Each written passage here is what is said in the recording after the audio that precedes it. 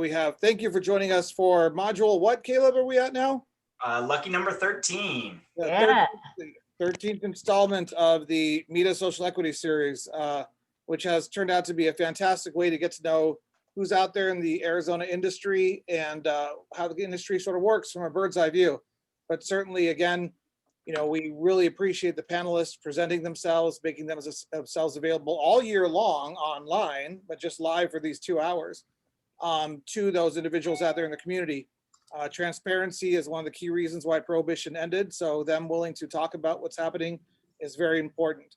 And we always encourage you to do business with people that are willing to show their face in public and take flack from others, commentary, etc. Those are the kind of people you want to be doing business with, right, John? He knows the guy I'm referring to, so I'll leave that alone. Sorry about that.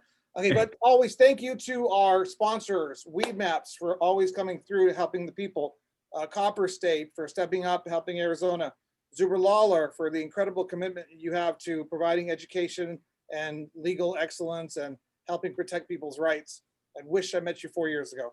I'm just kidding, Janet.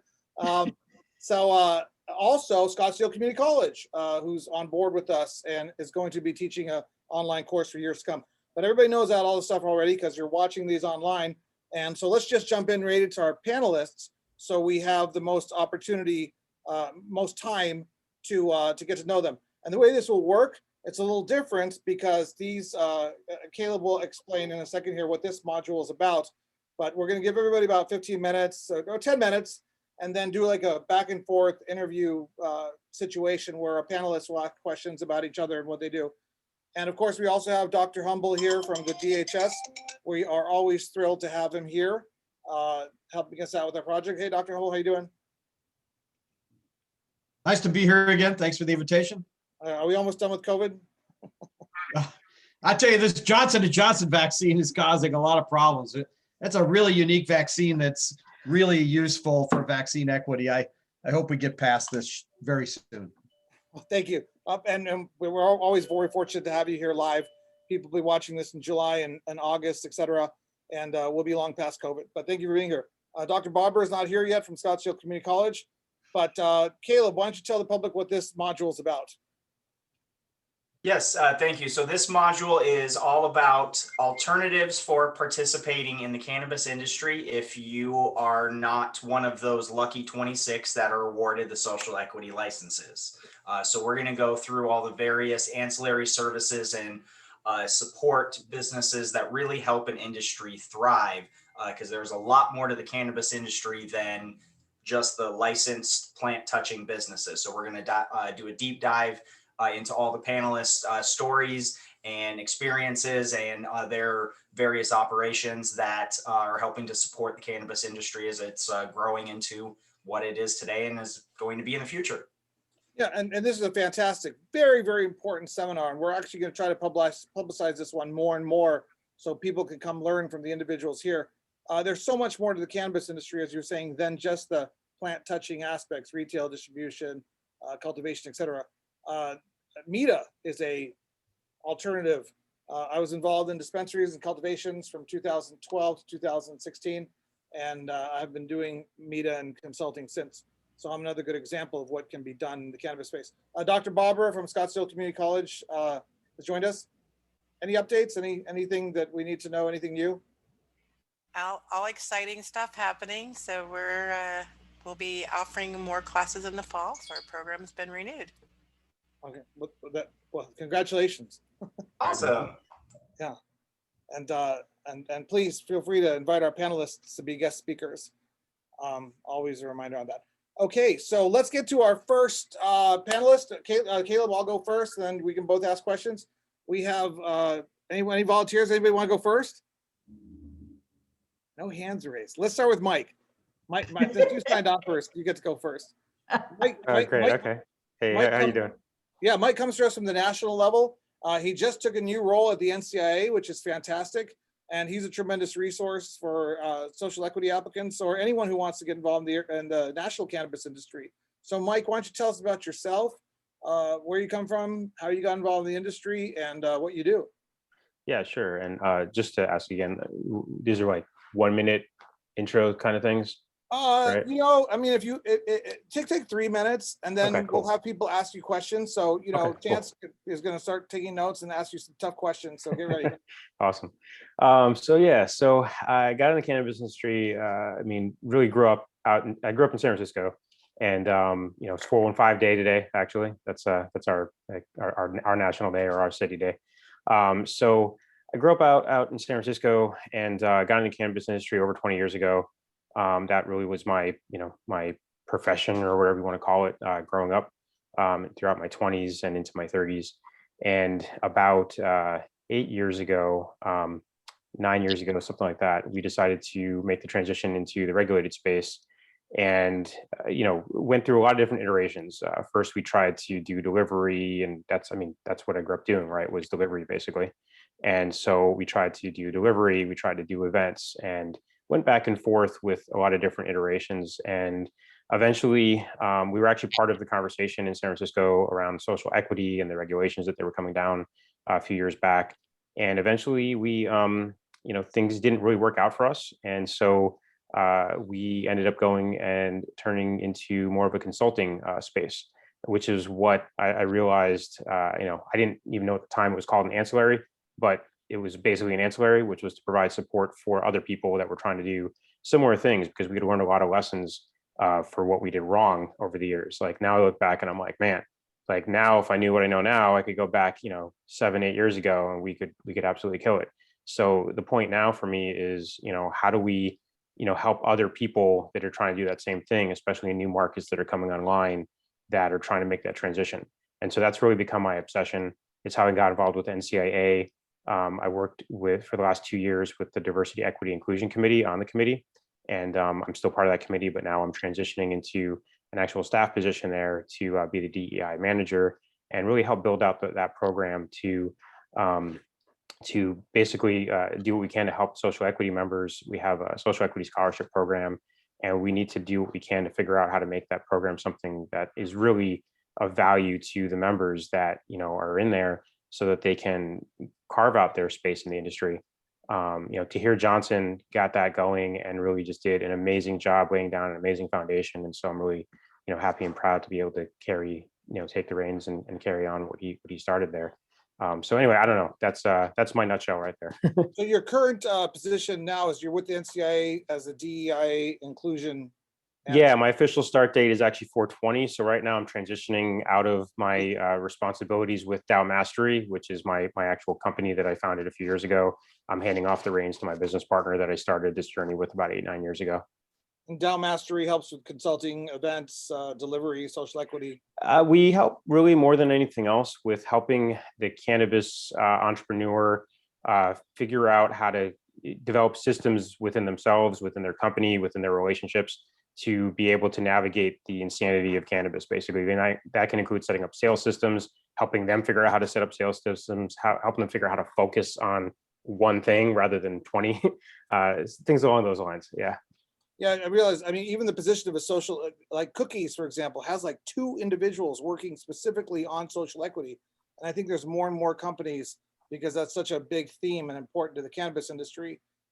Those are other opportunities. So Caleb, any questions from Mike so that we can move along here?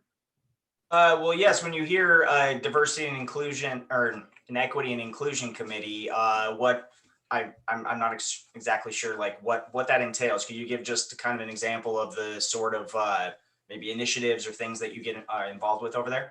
Yeah, sure. So, it's definitely a lot that we're trying to take on as a committee. There's like 20 something of us, a lot of very passionate people who have a lot of great experience.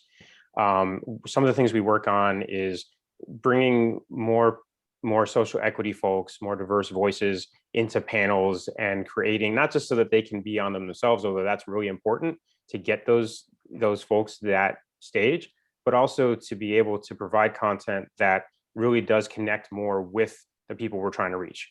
I think that's a really important thing that's being left out, not on purpose necessarily in the industry, but there's just not as much of a focused voice for, so that people can't, it's important to be able to plug in and hear from people that have similar stories. And so that's what we're really trying to do.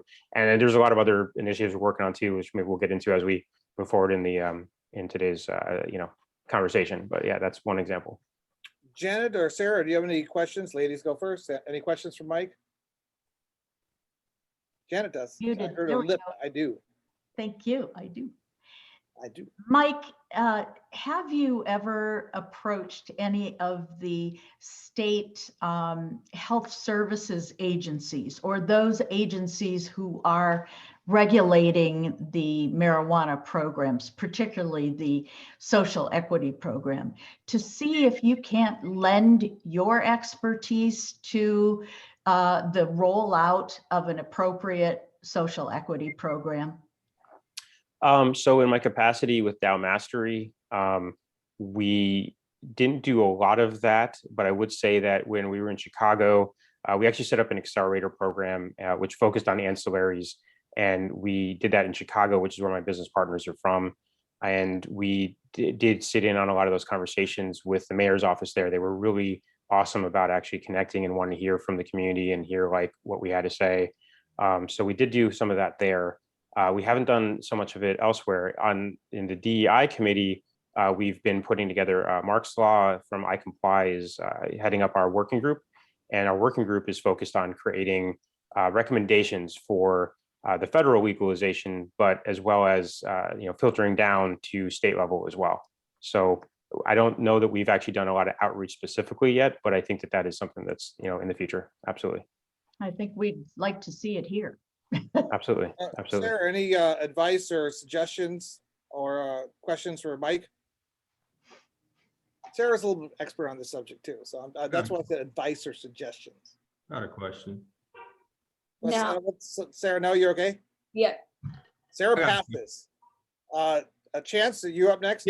Yeah, I got a question. So I don't know how familiar you are with the Arizona market, but in the social equity, but what would be one thing that you would like to see in the language as far as with your experience with other states and knowledge of the social equity? Yeah. So, I don't want to cop out here, but I'm really not the policy guy. I really kind of tend to defer to other people in my committee and everyone else that really know a lot better about that. I think one of the things that I've seen when I was out in San Francisco, my hometown, doing a lot of that work with the supervisors and all that stuff, was I saw that the thing that really bothers me, I think, with a lot of the stuff is that no matter what language gets put on it, somebody is always on the right side and somebody's always on the wrong side of what ends up happening. And so it doesn't tend to matter where the line gets put, is what I end up feeling like. So I don't know that I'm the best person to say, oh, this is what it should happen, or this is how the language should be. I really focus more on, regardless of what the language is, here's what we can do. And here's the mindset that we have to have about this, and here's how we have to navigate the cannabis waters. So I'm not trying to avoid the question, but that's kind of how I approach that question. Yeah. Kevin, any questions for Mike before we move to the next panelist? You're on mute, Kevin. Thinking through that, and I agree with that statement. It's how do you create the most equitable program, right? Because that's truthfully how we have to start to gear our lanes, right? Where do we need to put things because of what they don't have, what they didn't have, how they've been disenfranchised, and how do you layer that across the entire system? From your perspective, what, and I think Chance was getting this a little bit, what would you think would be some of the key things that do need to be a part of a social equity program that you, from your perspective and your experience? Yeah. Mike, could you hold, Caleb, could you write that thought down and we'll ask that question to be like our first question once we introduce all the panelists? Because I just want to start with who they are, what their job is, and how they relate to the cannabis industry. Because that's like an hour-long discussion, Kevin. Yeah, And that can be a long. it's a big question. Is that cool? Caleb, Mike, everyone? Yeah, can you repeat the question real quick? Yeah, just what would be some key things that you feel do need to be a part of? Maybe not all, just a few must-haves. Okay. Or some key areas you feel that need to be Let's handled. make that our first group open question, because then people can Mhm. get to know the character and personality of our attendees a little bit, of our panelists a little bit more when we get to that. But let's start with who they are, what their companies do, and how it relates to cannabis, and how they got to where they're at. Is that cool, guys? Everyone? Cool. It's Sound fine with good? me. I don't have to be on the spot for that one, but no, Oh, I yeah. do have some thoughts. I do have some thoughts on that for sure. Absolutely. This is And the yeah, Mike Lumutu. I can't pronounce it. Lamutu show. Lomudo. Yeah. Yeah. Nice name. I like it. Thank you. Sounds Hawaiian. No, Uh, it's my father's Italian, Italian American. Yeah. My Okay, so mom's from Thailand. Yeah. yeah, that's the kind of detail we should be getting into. You know, people want. So let's go to our next panelist, Dr. Humble, Dr. Barbara. Any questions for Mike quickly about who he is or what he does or his company? No, I got some for later on, not now. Okay, Not good. yet. Good. We'll get to later on. Thank you, Will. I can call you Will now, right? Sarah, one of the OGs of the Arizona industry. I think I've known you as long as I've been involved in the industry, since 2012. Tell us what you do in the industry and how you got involved. Sure. Well, I'll keep it really short and sweet because we only have a couple minutes, but I've been involved in the industry for, I think, 12, 13 years now. Our firm specializes in helping people get licenses, whether that's cultivation, dispensary, or processing, or now delivery in some cases, as well as helping individuals open their facilities. So if you're successful in obtaining a license, we can help you actually get the license or the application open, or the facility open, I should say. And then in addition to our firm, and we are women led and owned, which is, I think, nice thing for people that are interested in applying for social equity, to also use others that, are diverse or minorities. And then I also have some licenses myself. So one of our most exciting projects that we're working on right now is opening up one of my dispensaries in Benton Harbor, Michigan. So definitely an OG. We've had a lot of fun. It's a lot of hard work, but happy to be here. So thanks for having me. And Sarah, just for some clarification, you guys have some expertise in the state system. You recently applied for some county licenses. We did. It was a much different approach. We usually specialize in merit-based limited license application processes. So we usually have to put, 500 to 1,000 pages together to, prove that we're the best candidates for these licenses. So it was fun to be working back in Arizona with a very different type of a strategy, in the sense that it was more of like a real estate play and, finding the right people to put together with the proper proof of funds and financing and things like that. And so that's great. I think that some of that state expertise from this recent application process will translate into the social equity application process. The same people you'll be working with on the regulatory side. So that's good that you have that experience. People should know that you have that experience. And you work nationwide as well. Yeah, so that's great. Is there room for more specialists like yourself in the nation? Obviously the answer is yes, but how large is the community of what do you even call your career, your business? Because you do so much. Well, 10 years ago, if you were a consultant, it meant you didn't have a job, but now I definitely wear that badge. I view consultant as, somebody that has expertise that somebody else needs. We have a ton of referral partners too. So if we don't, particularly, if we can't help, if I can't go into somebody's garden and diagnose, PM or mold or any of those things. So we have a ton of partners that we collaborate with and work with. And so if somebody needs help and it's outside of our skill set or expertise, we can obviously pass that project along. And then as far as consulting firms, there's a lot of really, really great consulting firms out there that work, nationally and internationally, such as ourselves. We always recommend for people to interview multiple consultants before you do this. To me, it's really about a personality fit. So if I'm going to be working on your project, and we're not a personality fit, and you're going to have a hard time, following direction, or just maybe our communication styles don't gel, that's not really set up for a good business relationship. So we always recommend people absolutely, figure out who the different players are. I'll even send, potential clients to different firms to have that conversation as well. It's not an uncomfortable one for me. I think that there's enough business to go around, and, we've proved that to ourselves the last 12, 13 years in the industry. We've always had paying clients and been able to do great work. That's great. We have a really good idea what Sarah does. Caleb, did you have some questions for Sarah? Yeah, I'd love to hear on why Michigan Just what, just from personal perspective of what, why you chose that market on your next project. I tend to choose people.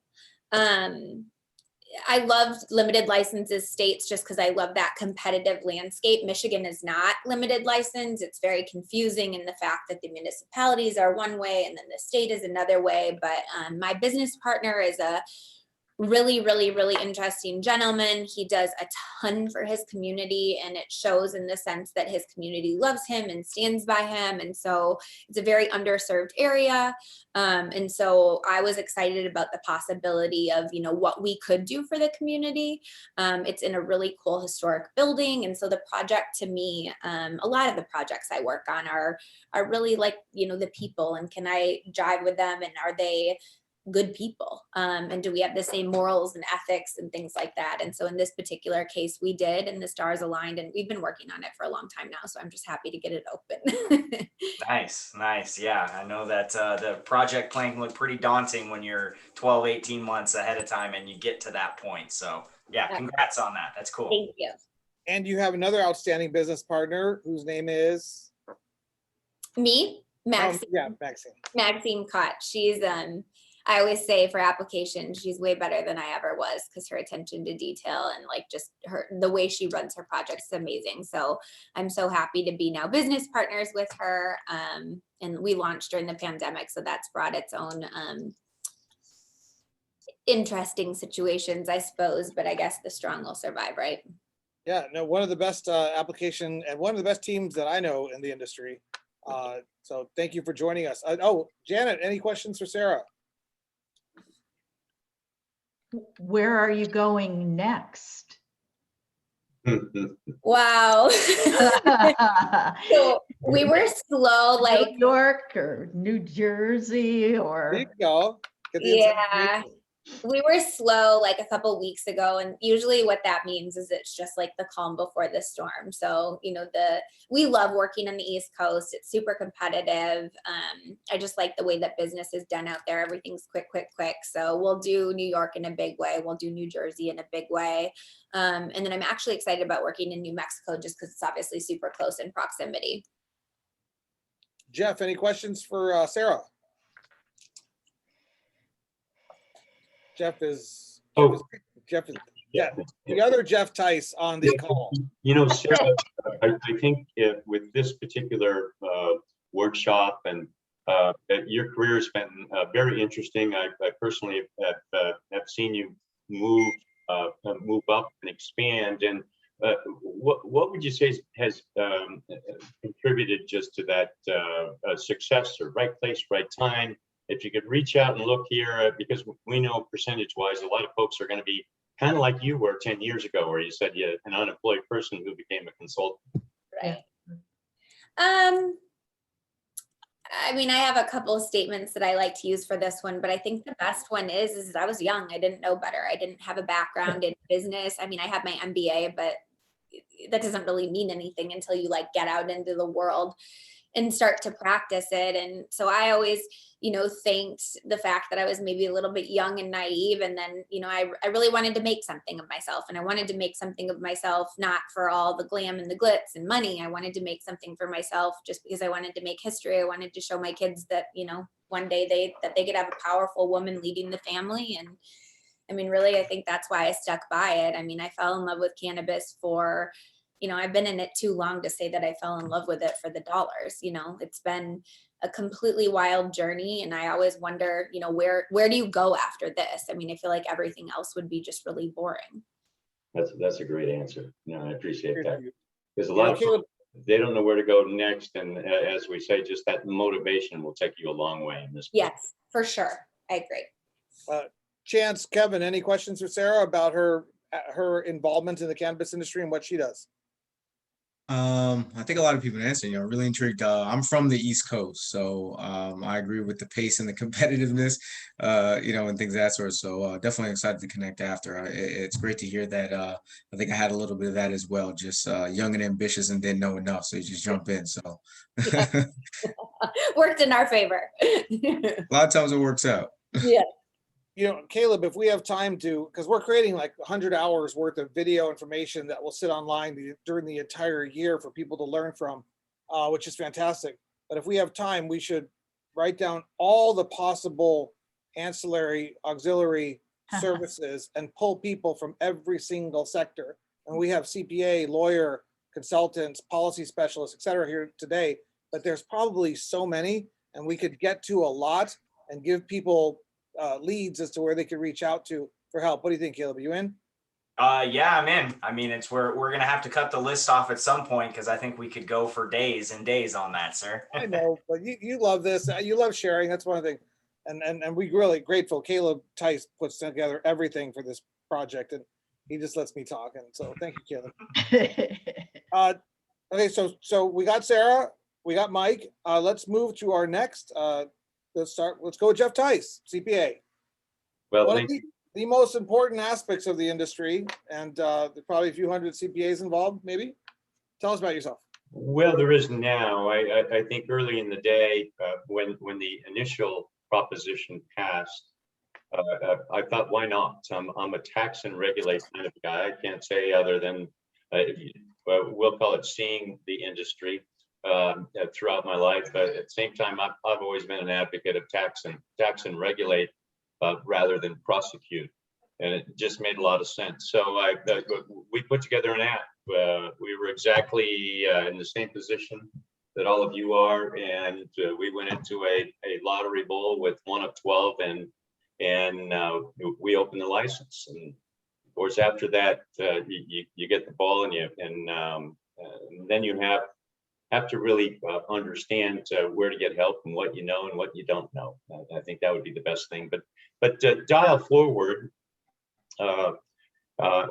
Initially, we partnered with Columbia Care, and we're a large part of the early development of that company in multiple locations. And the time was right. As was said, Mike said a little earlier, it didn't work out for us. Well, at a certain point with your partners, that you'll either grow or you get to a point. Some partners last forever, like marriages. Others, not so much. For me, we were kind of at a spot where it made sense. They wanted to, as you've seen, they've gone public. So I looked at what I had in my skill set and time frame and said, well, accounting makes sense. And not bookkeeping, but accounting. I get involved in reorganizations, organizations, bringing companies together, creating just exactly the right kind of structure and then meet with the Janet Jackmans of the world and Zuber Law. And help tie all those pieces together. And then ultimately where I've evolved is, as we were talking about earlier, I also help find money, find capital. And at some point, as I say, everybody exits their business. It's either willingly or unwillingly at times. And there are various forms of unwillingly. Death. Yeah. But I also help for owners to exit and to think and to get value, because ultimately, as was said here, Mike, you said that you were looking at generational wealth.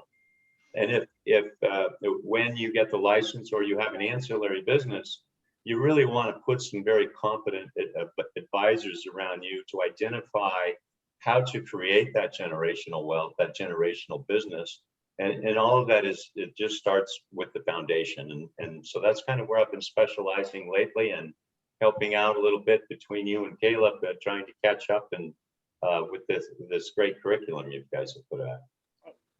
Jeff, we've known each other since 2012, since the initial drawing and the initial networking. And we've always just, sat at the bar, had a drink and networked and socialized. But this year I've gotten to know you, the level of detail that you get into. And wow, you are an incredible resource. And I would encourage everyone, if they can contract with you or work with you in some capacity to structure their deals properly. There's aspects of finance that you understand that are just really nuanced in this industry. So, I'm just letting people know that. But Caleb, do you have any questions for your father? No, not that I haven't already asked him. No, I've had the pleasure of working with Jeff. We joined forces back in 2011, and went for that lottery ball and got the lucky drop, and it's just been a wild ride since then. So I've been actively involved in most of the things that Jeff has been doing in the industry throughout the years, and we support each other really well and try not to get on each other's nerves too much, you know. No, you guys are an incredible team. Janet, do you want to go? Janet, do you have any questions for Jeff? I do. Do you remember when we reconnected? Yes. Indeed, you know, a little background is Janet and I, in a prior life, we worked on some real estate projects, and then we hadn't seen each other for a number of years. And I happened to have been working with a very distressed property, meaning that, you know, people were throwing chairs at each other, and it was somewhat uncomfortable for everyone, even us. And then we reconnected, and it's been a great relationship. I think Zuber Lawler much for what they do. And at MJ BizCon, we'll have at least 3 martinis, right? This time? Absolutely. Okay. Because I think we had 2 last time. I can't confirm or deny that. You guys weren't throwing chairs at each other, right? No, not us, the partners. Like I said, as Mike's pointed out and others, that partners are like marriage, and they take work. And sometimes maybe a partner needs to leave and be inserted with another. And again, I've worked with partners that have been together for 30 years, and it seems to be wonderful. But it's definitely work. And if you have a good team around you, it can help you to make good decisions. Yeah, nobody would ever throw chairs at either of you guys. And as we record these live, it's very important. Like Sarah could say, "Hey, Jeff, you took my lunch money," and then, you know, what are you going to do? You know, she's going to call you out. But the people who show up on these things and are willing to present themselves are doing this live, and they're not afraid, which we you know, that says a lot about your CPA skills and, of course, Janet's lawyer skills. But Chance, Kevin, any questions for Jeff? You know, I think one of the biggest issues that even we deal with as an ancillary business, obviously banking. From your experience and the level you work at, what have you seen from our FDIC banks and how they're starting? Are they feeling that they're ready to start to move into the space outside of any legislation that might be coming down? That's a good, helpful question. No, it's a great question, and we have a number of clients that are banking effectively, and part of the process to do that, first of all, we establish the banking relationships or help to connect. There's a few banks here in Arizona, for example, but they have a very stringent compliance program. It's not like your checking account where all the responsibility, you know, if you overdraw, they go, well, you know, you should have put more in. With what we have is called a marijuana related business. And the banks almost want to know where every single dollar is and where every single dollar is going. And so we report in many of those packages, and this is how it's just the framework that the banks work within, that we would report certain transactions daily, weekly, monthly, and quarterly to the bank. And the reason is the bank likes to check boxes.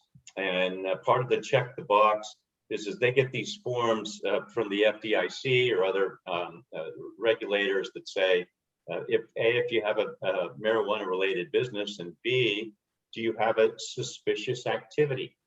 And by definition, anything greater than 10,000 in cash is a suspicious activity.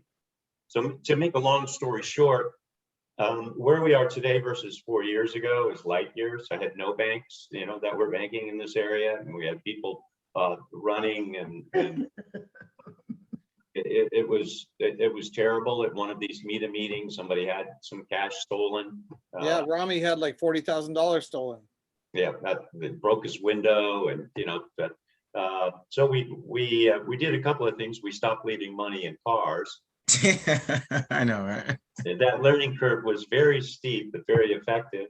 And then the second thing is you know, the banks came out, and quite frankly, bank fees can run $10,000 or $12,000 a month. Mm-hmm.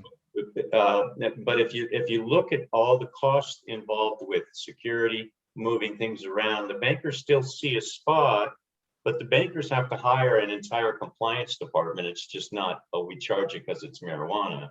So all of these things, I'm answering this a little roundabout. All of these things are moving for the bankers to somewhat within a framework be able to bank with you. Now, that really impacts also, I just want to mention, a marijuana related business is not necessarily leaf touching, because Zuber Lawler is a marijuana related business. And so is Jeff Tice, and so is Sarah's group, and Mike, we already know you are. but so you all have to be, very and we're talking about what do I do next? When you do your banking relationships, be very straightforward with those forms and explain what you're doing. And if there's a number of bankers around here, again, that's why you reach out to these folks. So I took too much time. No, Jeff, we love hearing from you. It's great. Sarah, any questions? But we're gonna have to pay him like $400 an hour next time we see him. So you might as well get your questions in. How much time do you have? So if somebody's thinking about exiting, what's your number one tip to them to kind of get books in order and things like that? Well, in fact, get books in order, but what would go with that is I've been to a number of clients that said, my books look great. And, I'm a brain surgeon as it relates to books. And so my response would be different than, for example, a nurse's aide. No offense to nurse's aide, but again, we all have different levels that we look at it. So I guess what I'm really saying is a lot of folks, they'll at least give you an initial assessment of where you are. I did it with someone about a week ago, and I said, we probably need at least 90 days to fix some things, contracts, those kinds of things. So probably before you dove in and fix the books, is get a good competent assessment of where things are. And maybe get them started right in the first place. Yeah, and more importantly. Chance, any questions for Jeff about who he is and what he does? No, not at all. All right, excellent. Mike? I mean, tons of questions probably, but yeah, I'll hold back for right now, yeah. We always ask him questions about his hat. Okay, well, good. Did we get Janet? Okay, so let's get on to our next. Caleb or Dr. Humble, any questions for Jeff? Good. He doesn't charge you, does he, Caleb? We talk more than I can even tell you, so.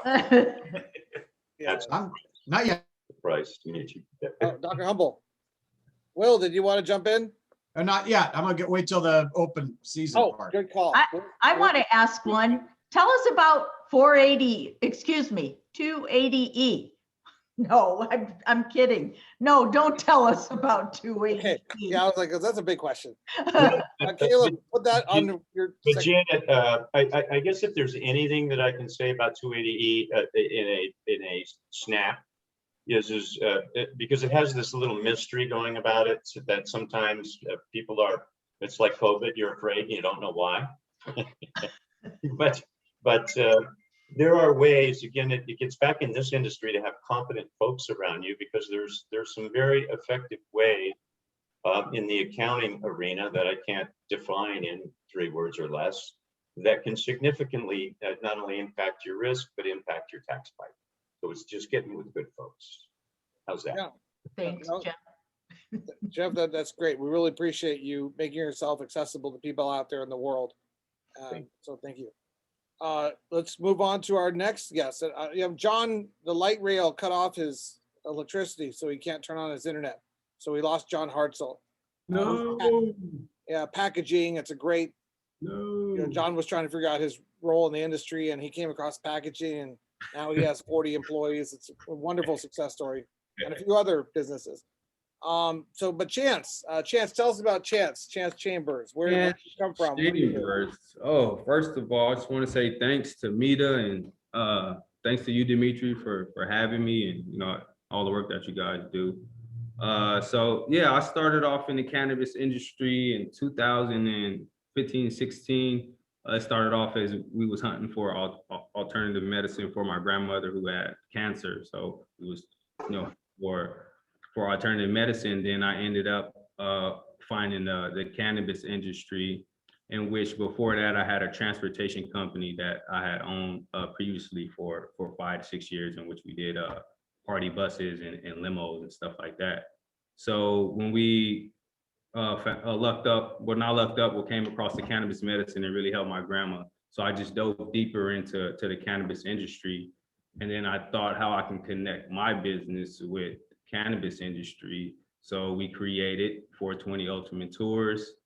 And that's been running for about 4 years now, on and off. And it's been great. And we're looking to grow and expand. And yeah, that's pretty much it. What does 420 Ultimate Tours do?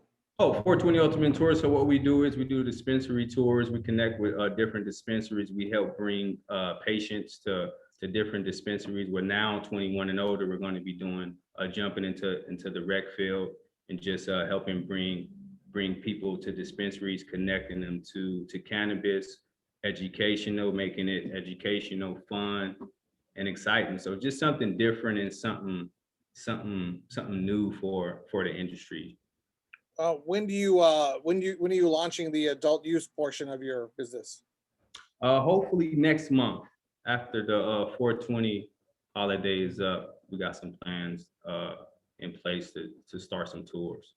Are you working in other states? I know this is really popular in Denver, for example. Yeah, so we're looking to open up in 2 other markets.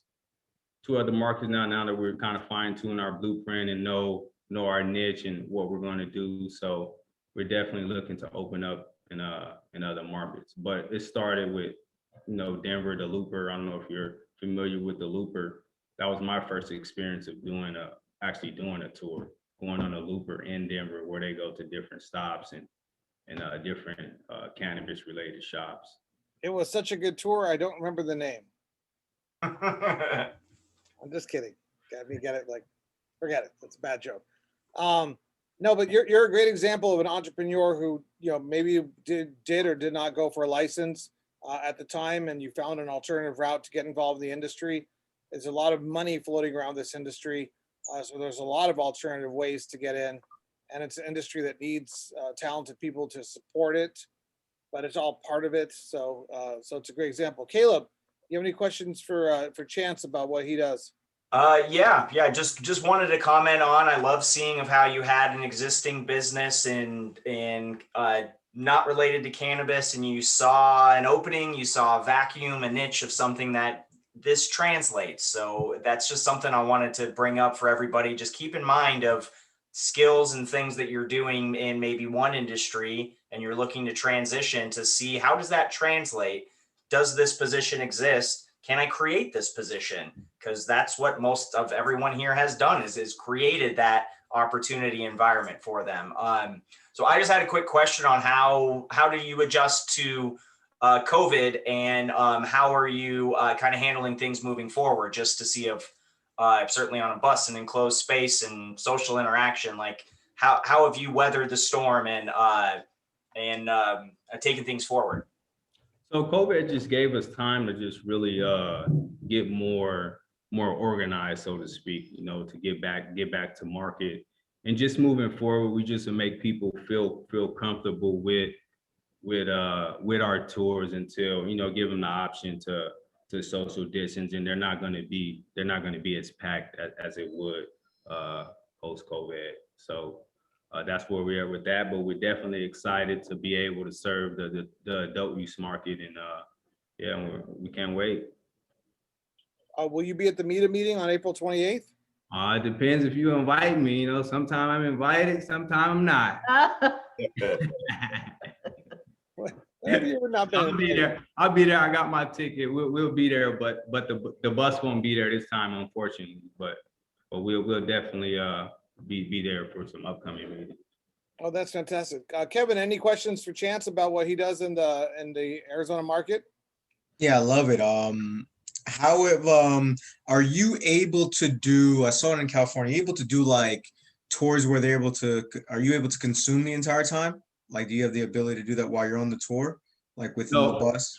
No, for the most part, you consume like on private property and in different places. So you designate places where you consume. So you just got to be very careful about consuming and riding.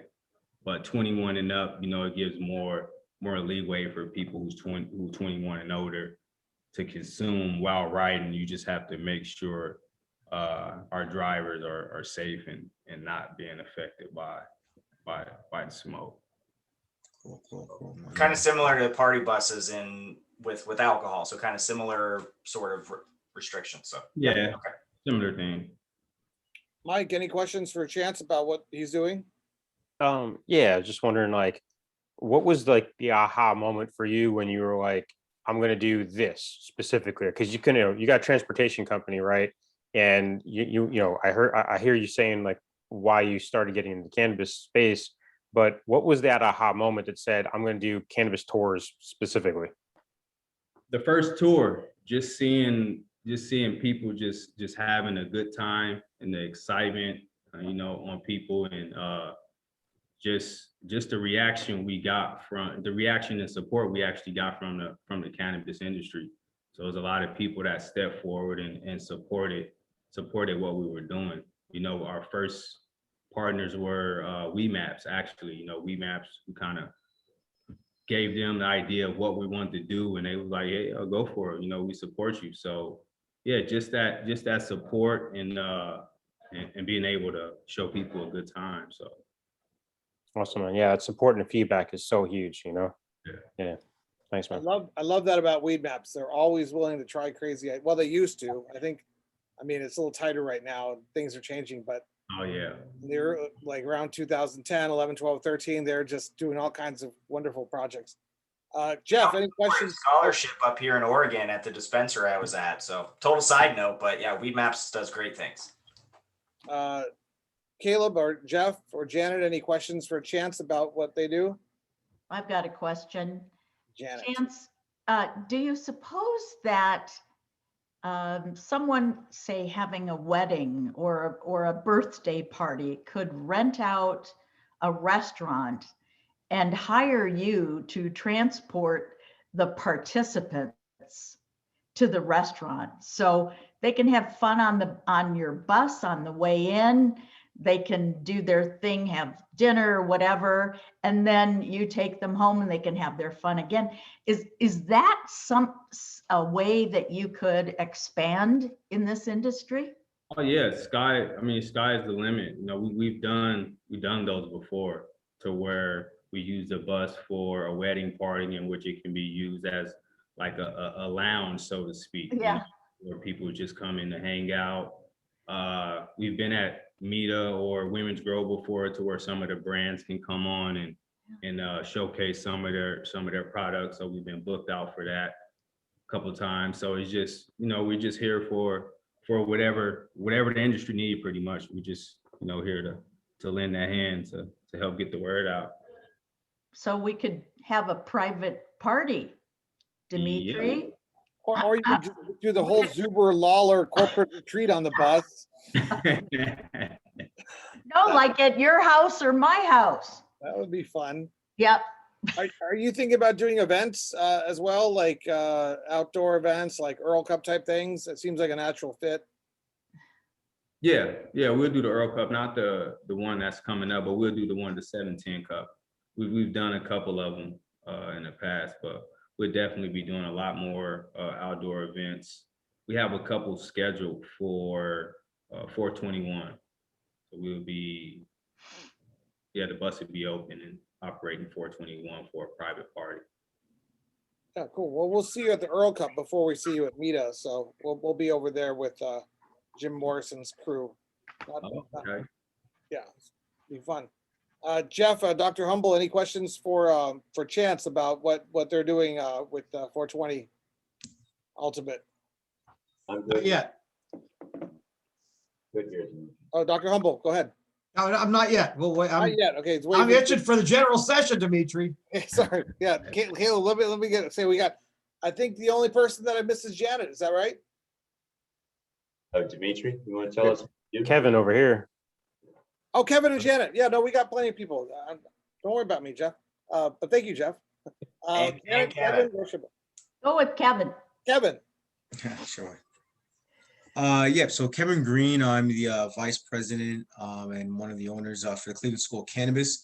I got into the industry actually, I guess officially at 2017 when we started the school. I think I am a prime example of an ancillary person, skill set, business that truthfully, I grew up in northern New Jersey, right outside of New York. As we know, with all laws, it is very restrictive on the East Coast with things. And I always looked at the cannabis industry as a California thing. I was like, oh man, that's never coming here. And I was like, I'm not moving to California. So I just kind of just put in the back burner, no matter what how I personally felt about cannabis and utilized cannabis all my life, most of my life. And this opportunity came out. So my background is in marketing, business development, advertising, public relations, community engagement work.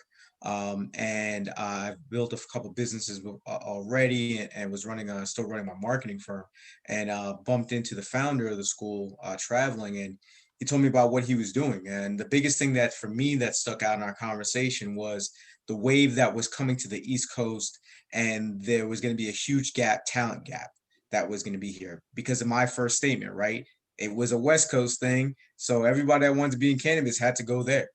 And as it was coming here, it was a huge opportunity for us to really go ahead and be that perfect bridge for the general person that has been a cannabis enthusiast, or a person that wants to switch careers or has services or skill sets that translate and wants to get into the industry, or just sees the opportunity because there's a lot of upward mobility. We were going to be that bridge, but also we were going to be a great resource for the licensees, because, especially when we think about Ohio, the Midwest, things of that sort, as cannabis is moving through there, for you to pay talent and convince them to move from certain areas in the West Coast, and the Southwest is going to be very, very difficult, right? Going from great, nice, sunny weather and come up here to the Cleveland, Ohio, Midwest area, where it's a whole different situation just in the sense of quality of life and living, right? So we knew that there was going to be hard for them to source talent. So that's literally the gap that we fill in the space, is that we are here to educate and develop the extended and the new workforce in the cannabis industry. And what I tell a lot of people in the cannabis industry is, like, you have, in every situation, you have your bell curve, right? So you have your early adopters. These are the individuals that have been working, building their skill sets on low level. They've been waiting. They know everything. They're paying attention to every single thing going on, right? You have your early adopters. But the large part of the bell curve is obviously the individuals that get convinced by those people. And I think a lot what we're seeing in the industry now, and what I've told individuals myself, and I tell students all the time in orientation, is don't box yourself in to think because you're coming to study in horticulture or processing or dispensing or medical application or hemp, really think about the skills that you've built over your experience, because this is an entire industry. So just as much as we need those hands-on technical individuals that are going to be working with the plant and all the processes, we need all the skill sets that we see at this table. And these are big businesses that we're turning it into. So just as much as they need their head cultivator, they need a great accountant. They need a great marketer. They need some great leadership that know how to. They need HR. They need all of these skill sets because this is an industry. And one thing I think that we falls short for our industry is that we get boxed into stereotypes. But isn't that the industry, right? Stereotypes, right? What we think, who is going to be in industry. You look at this panel, and then the diversity across different areas of just background, race, sex, all these things of that sort. Most people don't think this is what the industry looks like, and say this is what the cannabis industry is about, because this plant has the ability to touch everybody from economic, medical standpoint, and and more to come. So that's what we've been really focused on, is being leaders in the space of education. We feel that we're in a perfect place because we're partners with everyone. We're partners with the licensees. We're partners, even working with other educators as well, in itself, governmental agencies, training them so they're actually prepared to oversee the actual cannabis industry, because that's one of my biggest issues, is the fact that how do people oversee an industry that they actually still don't even support, in the sense of that, right? So we're having decisions being made on governing a whole entire industry with individuals that are still basing their decisions off propaganda, right? So we need to make sure that those individuals are making sure that they make sure these policies and the governance is coming the way it needs, especially when we think about social equity in itself and being one of the major issues in the space that we have to continue to find and make sure that we create some great space. So it's been quite the journey, and I've been blessed to say that I've been able to translate everything that I've done directly into this industry and been able to be successful. No, we're thrilled to have you, and I think you're going to be a tremendous resources for people in Arizona and outside Arizona who watch this. Caleb, any questions? Yeah, I would love to hear on how do you guys go through on your decision about like your offerings or certificates or how you have kind of helped to determine what's the best thing to offer. And I'm sure that it's grown and changed over the course of the development of the school. So I'd love to hear a bit about your process. So being a workforce development program, everything was developed on how do we expedite the process for individuals to get in the industry, but also how do we prepare them for what the industry needs. The biggest hiccup with traditional education and higher education, my business partner in this worked in higher ed for 15, 16 years, and his master's is in higher ed personnel and systems. So the biggest thing is being able to shift and adapt to what is in the marketplace now, right? That's truthfully what for-profit schools came out and did, right? So community colleges do a better job than foreign institutions. And then for-profit schools came and said, look, we can shift and move fast. So if there's a demand, we're making a program. That's what we looked at. We said, what is going to be high in demand? Now, when we started this thing in Cleveland, we're now touching 13 states and moving into our and expanding our national program. But it was like, what did the East Coast need first? So we looked at the licenses and we said, okay, cultivation and dispensary actually came before processing. It's just those licenses got up first, even though they were all awarded at the same time. So we made sure that we had a commercial cultivation program, which is our horticulture program, and then we made sure that we had our cannabis dispensary program, our medical application. As processing and manufacturing start to move forward, we then made sure that that program came right behind. And then obviously the second that hemp was right on the ballot and start to move forward, we start to develop that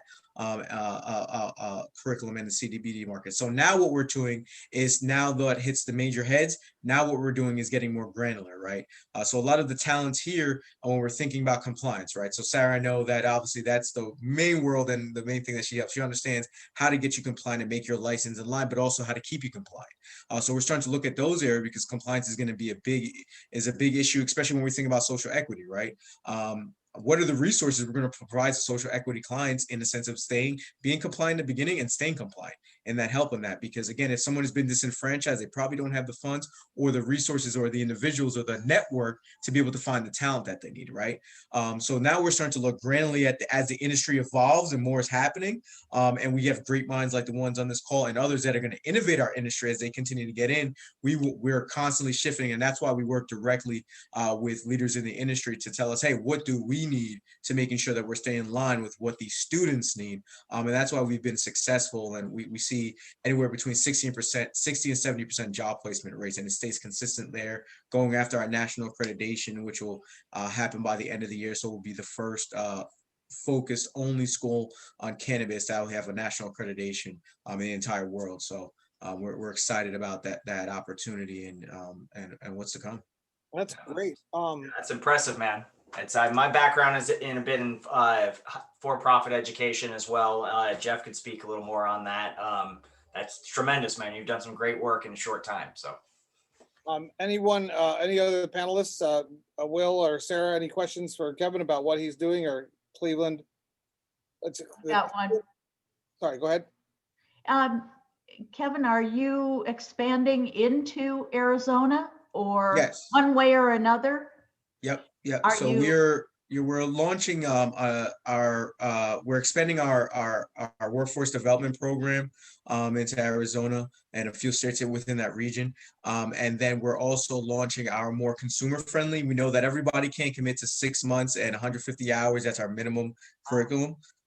So we said, okay, how do we create things that are better for continuous education, and also individuals that just need to know, right? Because not only does the workforce needs to know, the consumer needs to be educated about cannabis in itself. You know, our medical community, our government officials, our corporations, as they start to shift their policies around cannabis use.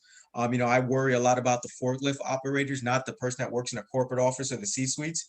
I'm worried about a forklift operator having an issue, but being in a legal state and losing their job, not having their workers' comp. So, you know, we're starting, that will be launched on 4/20, more of that consumer friendly type of curriculum. So we're excited about that in itself. Good job. Jeff or Will or Chance or Mike, any questions for Kevin? Not a question for me, just I think it's brilliant that you're out there on the East, you know, so forever it's been like you move west for innovation and all that stuff to move quick. And now the opportunities in the East, and I think it's brilliant to be in the right place at the right time. And that's what you are. Yeah, no, great model. We just do it for free. So I'm not, but this is a one-time thing. Make the note one time. This is going to be available online January until the applications are about maybe like a month after the application, the license is awarded, probably let's say December, and then we're going to shut it down and only to META members from there on out. But it's just our way of giving back and making the industry give back to individuals during this transition. So great business model. I love it. Mike? Yeah, just first off, I just want to say I could listen to Kevin talk all day, I think, over here. So, you know, I mean, just so many things going on in my brain because you just bring up so many good points. And, you know, especially on the concept of like filling that need, right? Like just wherever the need is, like filling that need and being responsive. And so one of the things I was going to ask you is, as far as social equity applicants specifically, do you guys do any kind of like programs like for them or any kind of scholarships or something like that? Yeah. So now that we've gotten our base and we're like, okay, it's time to scale. And obviously I'm a young African-American male, I'm Jamaican. So in itself, I feel into all these stereotypes. I've had family members that have died, gone to prison, been deported, specifically around cannabis. So it's always been, you know, the main goal. And a lot of the work that I do is around how do I create a lot of equity initiatives. So now that we've finally gotten to a base where we're stable and now it's time to scale, we're really focusing on the biggest pitfall in higher education is one, the recruitment of individuals of disenfranchised communities, the funding, and then also the culture that keeps them through. Our biggest institutions have still major issues, even with all the endowment and all the support to be able to go and they do a poor job of this. So what we've been really focused on is our scholarship program that we underwrite ourselves, but also our partner scholarship program, our equity scholarship that we're working with industry partners across the industry to provide full rides to individuals to be able to go and get in school. And another big part of what we do is really connecting people to resources and relationships. You know, no matter, you know, the saying is true. It's who you know. So my whole thing is, you know, make sure you know the right thing and you know the right people. You know, and that type of combination. So I'm really focused now on how do we lock into the social equity realm, especially now that every state is trying to figure out what they're going to do. With it, how do we build the right type of team to come together around the support systems? I'm big on the support systems that are needed to really get somebody through to be successful, you know, thinking about how do we teach them to fish. So how do we making sure we're not just giving them access and say, hey, it's good to go. How do we making sure that we're creating a process that's about the life cycle of getting applicants through and actually successful so they can actually do more within that, right? And I think that's the heart of META. And what I love what you do is the fact that you've created success for yourself, and then now you're creating platforms and opportunities for others to get in and create more platforms, which it creates this ecosystem of us doing that repeat. So that's really what we're focused on, and we're trying to do that through a multitude of ways, but truthfully with partnerships with individuals like yourself to really be able to provide all the different layers of support that's needed and the skill sets and the insight. Yeah, and this whole program is based on the town halls from April until August, when everybody was saying, hey, I'm learning a little bit about the industry and I'm meeting a lot of people by watching your Zoom calls. And I thought to myself, well, what can we hand to the social equity applicants? A little bit about the industry, nothing like what you guys are teaching in Cleveland, but a little bit about the industry and some context, some point of context. So a few thousand people over 6 to 8 months learn who you are. they would have never learned otherwise. So that's great. I mean, they haven't learned horticulture from our program, but they've learned a little bit about cultivation. And maybe they've met 9 or 12 cultivators from Arizona that they could reach out to if they have more questions. So it's kind of a weird model. We came up with it on the fly. Mike seems to like it, so we're going to try to expand it nationwide. So we'll see how we go with that. But Kevin, it's great to have you. Does anybody have any questions for Kevin before we turn it over to Caleb? Well, I'll Janet, then Caleb. Any other questions for Kevin? All right. And you said something on major institutions having problems identifying social equity. When I got to Boston University, they thought I was Navajo because I was a Native American from Arizona. So that was weird. I showed up. They asked me if I was Navajo. You said yes. I did. I did say yes. I'll be honest about that. You know, this is the 90s. Everybody was saying yes. Janet has taught me how to say no. Janet, tell us about yourself and your involvement in the industry. It's a big story, but take 5 minutes. Well, thank you, Dimitri. You do a great job. So does Caleb. Oh man, you're the greatest in getting this organized. I'm Janet Jackman. I'm an attorney of, I think, 43 years now. And the last 7 years, I've been focused almost entirely in representing businesses in cannabis.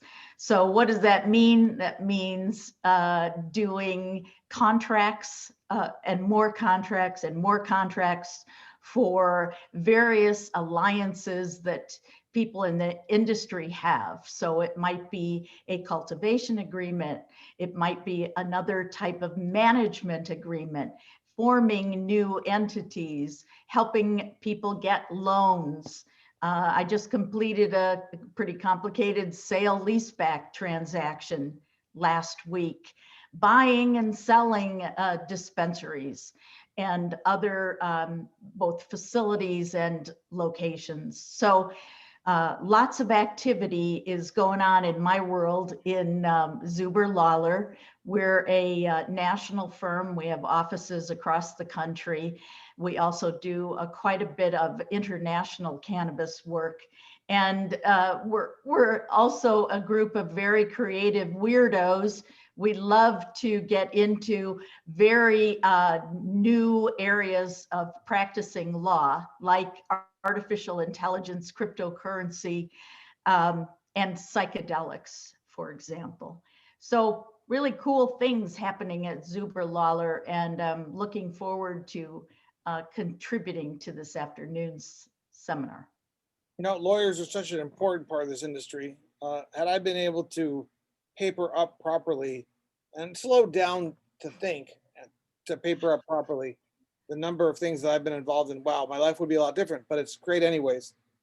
Any questions for Janet, Sarah, Jeff? You know, we have Janet Jackman on here from Zuber Lawler, $500 an hour. I'm just kidding. I don't know what you bill. 700 plus. 7. So thank you for being here. Well, maybe, Dimitri, maybe that's a good way to ask the question.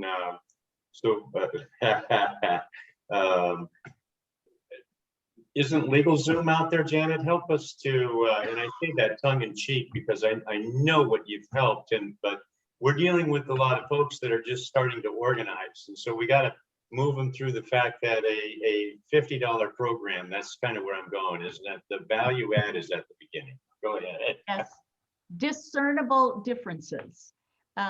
First of all, I think even if you are a social equity applicant, my God, you've got to have a lot of money to do this. You're going to be charged an application fee. You will be expected to have a certain amount of liquid assets to continue the business. You'll have to have proof of zoning. You'll have to have a real estate area to lease or buy. You have to hire staff. You need accountants and lawyers and et cetera, management people. So getting into this industry is not inexpensive. Expect to spend a lot of money. And so my one most important, I guess, advice is get your money situation in line before you even apply. And all of us will talk to you about that, how much it does cost. How much do you need for tenant improvements and hiring people at a salary or wages? And it goes on and on. This is a very expensive proposition, but of course it has the greatest end reward if you're interested in making a lot of money. That's an interesting statement. But I'm with you on the hiring of a lawyer, Janet. I mean, God, I could have saved a lot of money had I put some contracts together right in the first place. And $5,000, $10,000 to start is nothing when you're dealing with projects that are worth millions. Right. Sarah, any questions for Janet? This is not a billable hour. 2 hours, 2. Well, people need to know who you are, Janet. Thank you. Sarah, oh, Sarah, no, nothing. All right, Sarah. Sarah's like, I'll just charge her. Okay. Caleb. Yeah, Janet, I would love to hear on the transition into cannabis. Was it an easy transition for you? Did you have any kind of personal stigma things to get over? Just would curious to learn a bit about that. Oh, holy cow. What a question. I commenced a full-time position in representing clients in cannabis with respect to a receivership of a dispensary that had gotten into trouble for a variety of reasons. And I got bitten by the cannabis industry by that. And we hired you, right, Jeff? You worked for my client or one of the clients. And of course, I give a shout out to Jeff because he taught me a lot about the financial tax and related issues in the cannabis world. In today's environment, well, let's go back a year before COVID. I used to be the favorite topic of conversation at parties, right? Or lunches, or whatever, whenever we had a gathering of people, because everybody wanted to hear about cannabis. And so I went from pretty much being a pariah where, you know, like Janet's headstone is going to say she was a cannabis lawyer, and people would put their gum on my headstone. Now everybody's very much interested in it. And I believe when we start again the personal meetings on the 28th, you know, we're all going to be laughing about that transition. We're very important people now across the country as a result of having worked in cannabis. You know, Janet, I mean, literally I could have a free lunch, breakfast, and dinner every day if I wanted to. I mean, you know, I need to learn how to say no. Well, you're helping me. You're helping Okay. me. No. There's 277 RSVPs for the 28th. And we've only sent out one announcement. It's going to be a big, Kevin, you're coming down, right? Yeah, because Mike or Kevin, we're going to work on the 29th together. So yeah, any questions for Janet? Mike, you had a question. Yeah. First off, I mean, thank you. I know that Super Lawler has been, you know, supporting a lot of these sessions and everything. So thank you definitely for doing that. You know, this is important. We need to be able to put this kind of content out there. You know, the question I have is, so, you know, myself, getting into the regulated space, becoming an entrepreneur and like learning corporate stuff. One of the things that I did do early on was found lawyers to work with. And, you know, a lot of time, and not just lawyers, but also like accountants and branding consultants and all kinds of things. And, you know, it cost me a fortune relative to what I had at the time. You know, a lot of scraping and scrapping, and things took a lot longer as a result. And sometimes We even spent money that I feel like the ROI wasn't even there at the end of the day, because by the time that we figured out how to get the money for it, it was like too late to make it worth it, and so on and so forth. What my question really is, so I'm assuming, $700 an hour is, or whatever it is you charge. I'm sure you charge a good amount. I'm of the belief that it's worth paying attorneys that have that kind of experience and knowledge. But I know a lot of people, especially on the social equity side of things, on the legacy side of things, really struggle with that. It's not that we necessarily don't even have the budget. We have a tight budget and we're not always sure what to spend it on. So in your experience in working with folks that are coming from that space, how do you make that connection? How do you work with them? How do you help them along the way and make sure that, their budgets aren't just, thrown out the door? I don't know how to ask the question exactly, but you know what I'm getting at here?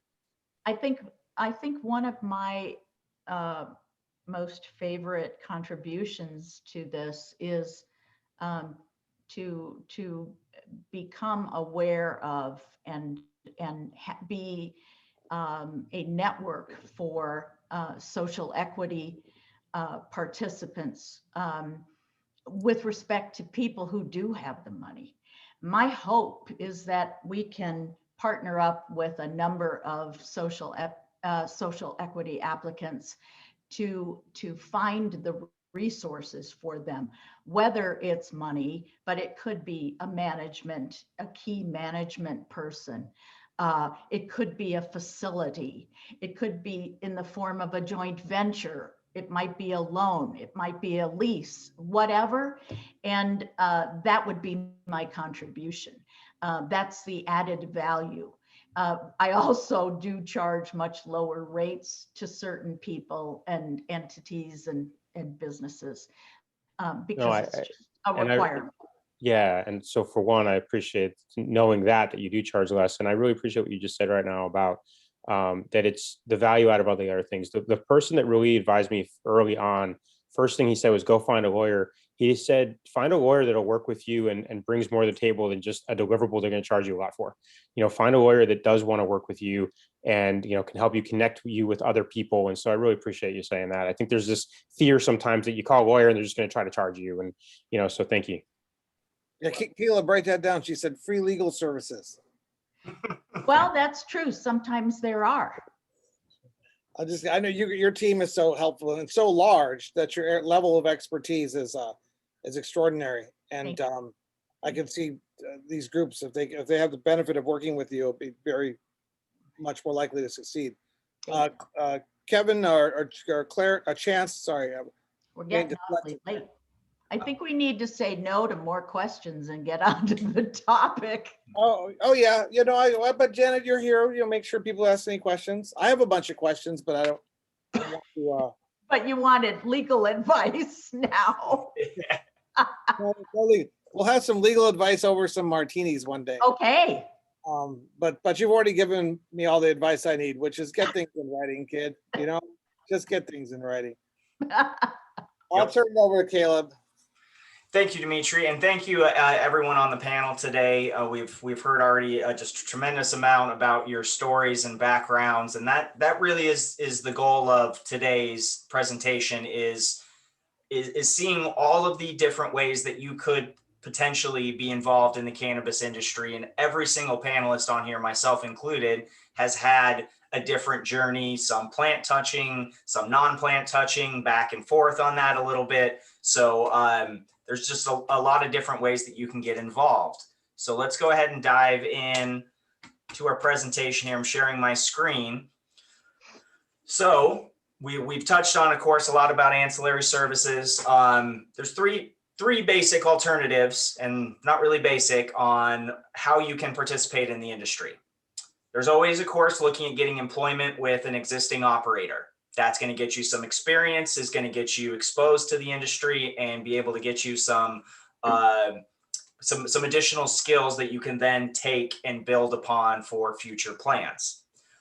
We have the ability to subcontract with plant touching operations. So that was, Janet has touched on that a bit, and we're going to dive into that here in just a minute. And then finally, of course, the ancillary services that are really making this industry thrive. And that's where we've spent the bulk of our time already talking about various ancillary services. So we'll dive into that as well. So I wanted to, let me jump back. Sorry about that. So we'll touch on plant touching subcontractors. So what does that include? I'm going to leave this up for just a minute. So that includes cultivation facilities, extraction labs, edibles kitchens, wholesale distributors. There's white label processing. And then there's also transportation services. So that could be cash transport, product transport, between licensees, testing companies, those sorts of things.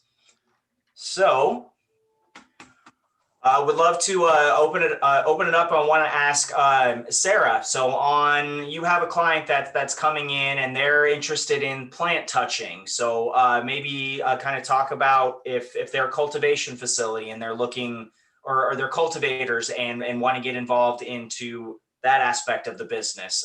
Could you just touch on a bit about how you would guide them along? Yeah, Arizona specifically, correct? Arizona specifically, yes. Yeah. So, I mean, if you would have caught that conversation a couple of months ago, obviously there was, an opportunity to potentially apply for some of those recreational licenses that were available. And then now we have social equity coming up, which is also, a hot topic.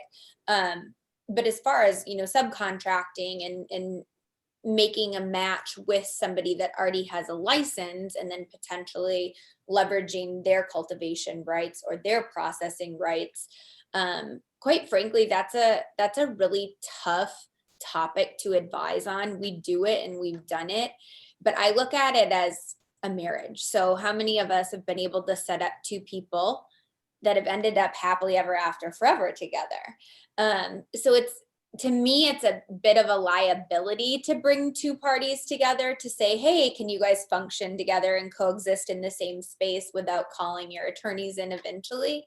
I think that those conversations happen somewhat organically, and they should happen somewhat organically, where the groups get together and there's, similar morals and ethics involved. And I keep on kind of going back to that point. And if that's anything that I've learned in the cannabis industry with doing, deals on behalf of clients or deals on behalf of myself, when the morals and the ethics and the vision and the mission don't align, it's usually not a good relationship.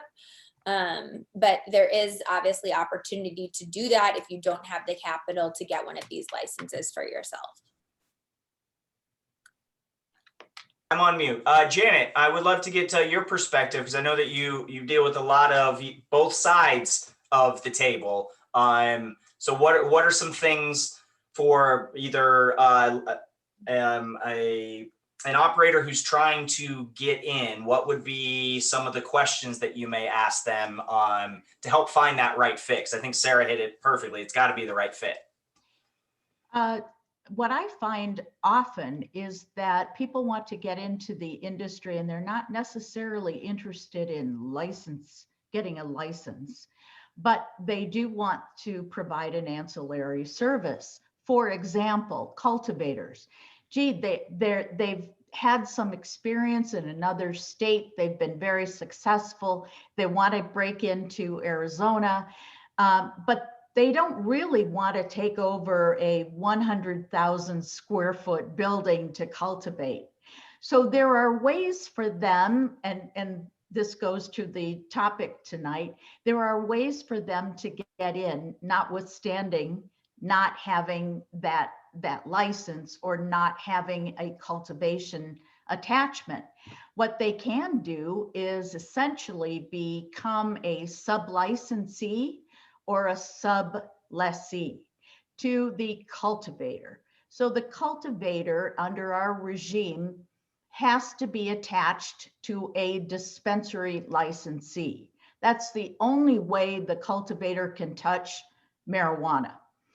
The cultivator will typically have a contract with the dispensary licensee that permits the cultivator to work the marijuana, grow it, produce it, and get it back into the dispensary for retail sales.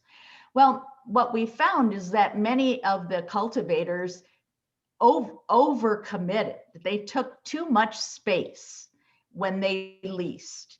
And so now they're looking for subtenants or sub-licensees. These are people who have some cultivation expertise, and they are allotted a particular area of the cultivation facility to produce product, which again will still belong to the dispensary licensee, but they can work some additional product in.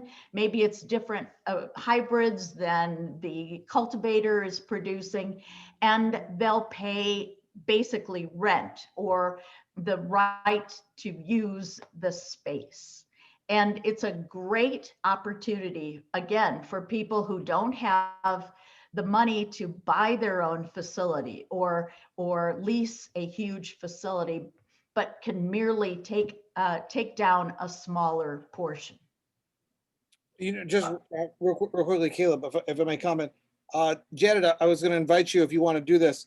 There's such activity around opportunities regarding manufacturing cultivation. I'm thinking about doing the META town hall in May, the online one, like hurdles, landmines, and fire pits of cultivation management subleasing. And I think that would be a very valuable one, given the fact that 130 adult use cultivations, 130 adult use manufacturing, and there's going to be a lot of people who don't get licenses in the social equity process or don't even want one and just want to cultivate or manufacture. I think that'd be a great one. And I think you have a tremendous amount of expertise. I've done a lot of these, on both sides, landlord, tenant, licensee, non-licensee, all that. And so I know Sarah and Jeff and Caleb, and I know you guys won't have expertise, but if you guys could help me pick some experts and I'll promote it, rock it. Jeff would be great too. Yeah, Jeff, same question. Well, I'm going to float it a couple of ways and come back with Janet and Chance. Maybe it's a dose of reality coming from you might be very, very educational for the team, because you went from concept to operational, and I would imagine went through a bottle of Excedrin at the same time. So what you discovered is the level of detail that you need to operate. And I would say that as someone considering these kinds of things, but what I would do in filtering, and I think Janet, you said the same thing, as did Sarah and Chance, is help the prospective business person to understand, the scope, and perhaps if success has a good probability.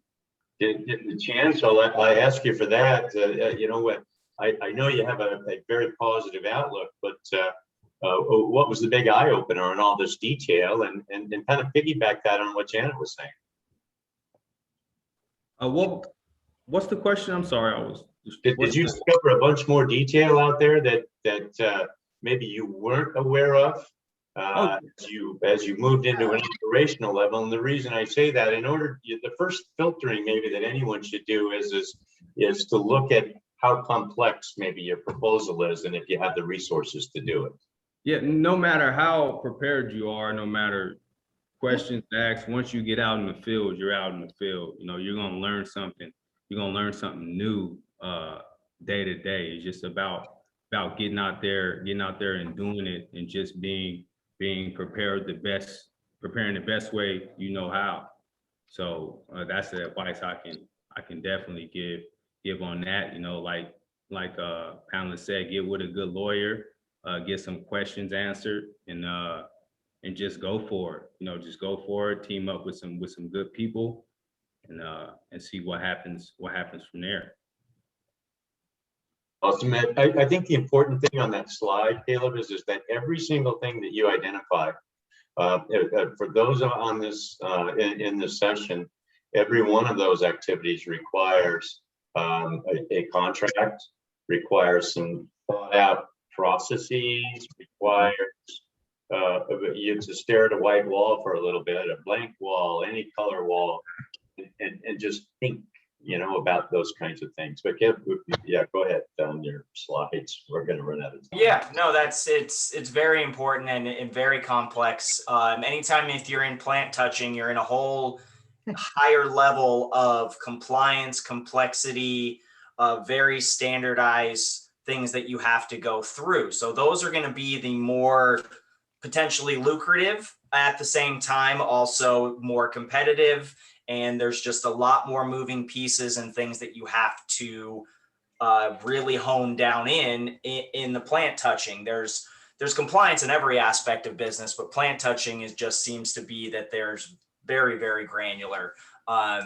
So I feel like there's a lot of opportunity there, and I think as we've seen on our discussions here today, that much more of our opportunity is in those thriving ancillary services that are going to allow you to be able to service the cannabis industry while I don't want to say avoiding, but just having maybe less regulatory hoops to jump through in order to have your business. So I'll leave this up here for just a minute to go through.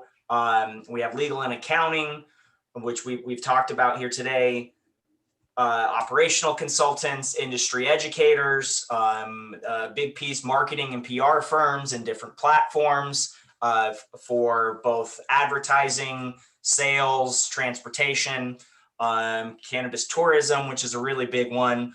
And then of course, trade organizations and activists. So what brought us all here today, Meetup, is looking at and getting involved in NCIA at a national level. So getting involved in those sorts of things. So I would, let's see. Yeah, I would love to call on Kevin just to get an idea of what are some of the more common things for some of your students, that the skill sets that they need to be able to break into the industry. What are some common things, or maybe a few different things that you see from some of the students coming in, like that they're asking for, or is the biggest opportunity for educational growth? Yeah. So I think I always say the THC side of cannabis is the sexy side, right? It's the girl, it's the person everybody wanted to date, most popular kid that everybody can get to, right?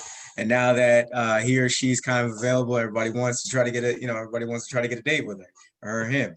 And what I tell students right off bat is I personally think that even though I don't think it's really, you can call it ancillary, but just because I think the status of it, I think the hemp industry is the hugest opportunity for individuals. And the reason why I say that is because the entire cannabis industry needs innovation, is going to have a lot of innovation moving forward. But the hemp industry, because of its textile properties, is going to have crazy innovation and crazy opportunity for new products and replacement of products. Ever since the food revolution, I called it, when we finally figured out that our food was GMO, and we went down this wormhole of figuring out, like, oh my God, they've been lying about everything that's being made, everything we've been putting in, everything, right? Everything. Like, I've learned just the other day that I don't recycle right. When I just thought everything goes, the thing that I'm doing that wrong.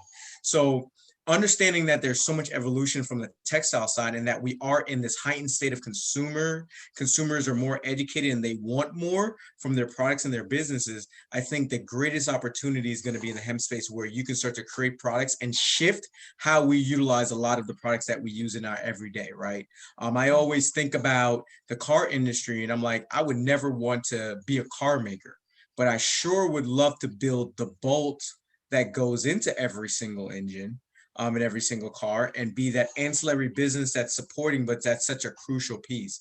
And I believe the hemp industry is going to allow to do that because of its textile properties. You get to create products that are a part of our everyday, things that we use constantly all the time, that we are not directly associating with cannabis now, but in the future, in our close future, we're going to start to associate that this is how we interact with cannabis on multiple different levels. So I really tell students, really take a look at this industry and really understand, because as we talked about barriers to entry, a lot less barriers to entry. And it's at the cost to start, these businesses, all these things, you can move product through 50 states. There's a lot of things you can do here that you can't do yet in the THC business. So I think the hemp business is going to be the person that graduates high school and then we look back and then the reunion like, oh, they're looking pretty good now. And they're doing pretty well in that situation. So, that's why I think people really should take a real hard look and educate themselves and build some relationships and start to position, right? Because that's the situation. Position yourself, which is what a lot of individuals done. So there's a lot of growth, and start to position yourself now because there's going to be opportunities.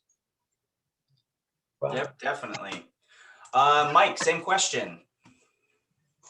Sorry, I got entranced listening to what Kevin was saying. What exactly is the question? Well, just what are some of the things, I mean, you're involved in a national level and certainly with educating through your social equity and diversity and inclusion, like what are maybe some suggestions that you have for either some of those untapped niches or trends and things of where ancillary services are going? Yeah, I think, my way of answering this is, referring back to what Kevin was saying earlier about where's the opportunity, right? And I think of like the hedgehog principle, right? The hedgehog principle states that you have, what can you be world class at? So what are you really good at? What can you be really well, just the best at? What is the market willing to pay you for, right? And so that's where we're looking where the need is. And then what are you passionate about? And to me, and so the hedgehog concept is where these three things intersect. And so, a lot of times I feel like people look at where there's opportunity, but they fail to remember, okay, but is it something that you want to do for the next, 1,000, 10,000, 20,000 hours of your life, right? Do you want to pour that kind of time and space into it? And so I think that, when you're looking at the opportunities that exist, the opportunities everywhere, right? To Kevin's point, the hemp industry is just exploding. The cannabis industry is exploding. We're talking about billions of dollars, which I don't know that I even can comprehend what that really means. Okay, like just the sheer number. And so it's not that there's a lack of opportunity. You have to figure out what's the one thing that's going to be perfect because somebody else said that. Where do you want to exist within it? And then go find the opportunity there. And that's where sometimes talking to branding people and the marketing people can help too, because they can help you figure out how to take what you are going to be brilliant at and are brilliant at and figure out how to position it and state it in a way that makes sense to other people. So I don't know if that answers that question fully, but that's kind of the approach that I tend to take. Thank you, Mike. Yeah, it did. It gave some good perspective. Jeff, same. I think you had raised your hand. I think you had a statement. Yeah, I was going to actually ask Sarah because Sarah, early on, as you looked around maybe for a counsel or mentoring to help you through some of the things, or just sounding board might be a good, because we all do, and it helps us to develop.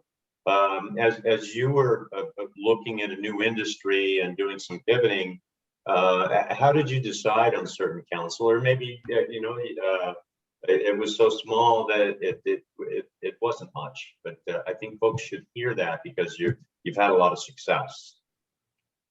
Yeah, and I think that there were a lot of times in my career, and still today, where it's like intimidating, right? And so like, can you go to this big law firm and get advice? Or are you just going to be looked at as, somebody small that doesn't matter? And I really think that this is like just a standard. It's like, how do people make you feel? And so, if I connect with somebody on the phone and they're actually super interested and it's something that they think is a great idea too, I'm more prone to, work with them or establish some sort of a relationship. I think barter is really good, especially for the social equity category. Is there somebody that, if we talk about like being able to get a license or not being able to get a license, do you know how many times when we're putting a group of people together, they just have money? They don't have the time. They don't have the skill set. They can't manage the project. And so if you can't bring money to the table, bring one of your skill sets to the table and work with a group and get, be the quarterback of the group that puts everybody together. But yeah, I think it is intimidating, and I think it's hard. I think obviously META and, some of the trade shows and stuff like that are a really good forum to vet your different mentors or vet your different ancillary businesses, to try and see kind of, who's putting the money into the community and who's paying for sponsorships and who's, dedicating 2 hours of their Thursday afternoon to educate the people. I mean, those are all people I want to work with because they value our community and they value our industry that we're all building together. And for me, I always welcome people to get into the industry. My brain's been kind of thinking this whole time of, depending on how social equity plays out, how can I help? How can I make sure that some of the people that don't have, our normal fees of $50,000 to throw at this can really truly have a shot, and it's not just people that have money that put like their, scapegoat up there, their figurehead. So, I think that takes, getting to know people. And I think it takes, not holding back with, showing your true authentic self, and, somebody else's true authentic self is going to show up for you too.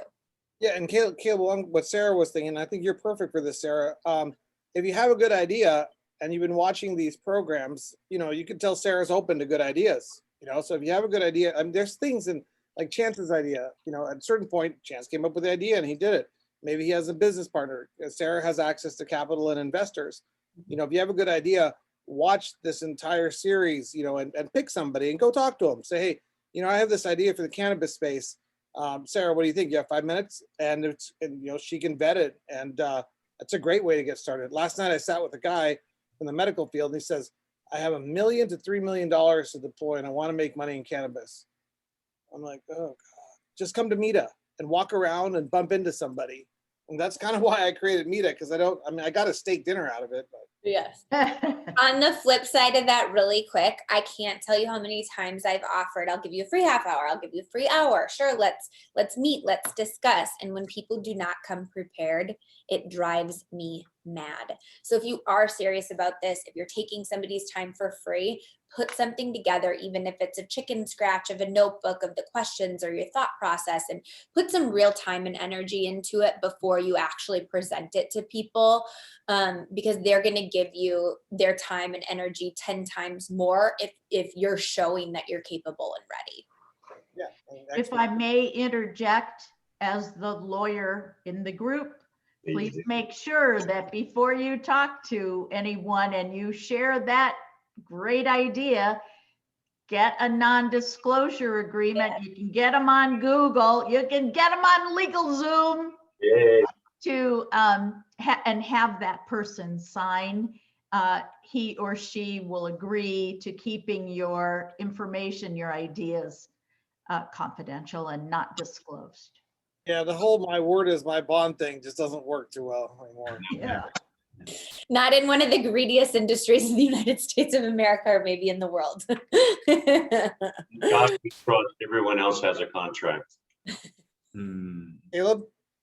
No, I thought, Chance, did you have something that you wanted to add? I thought that. I did, but I'm fasting, so I'm hungry, and yeah, I forgot. No sweat.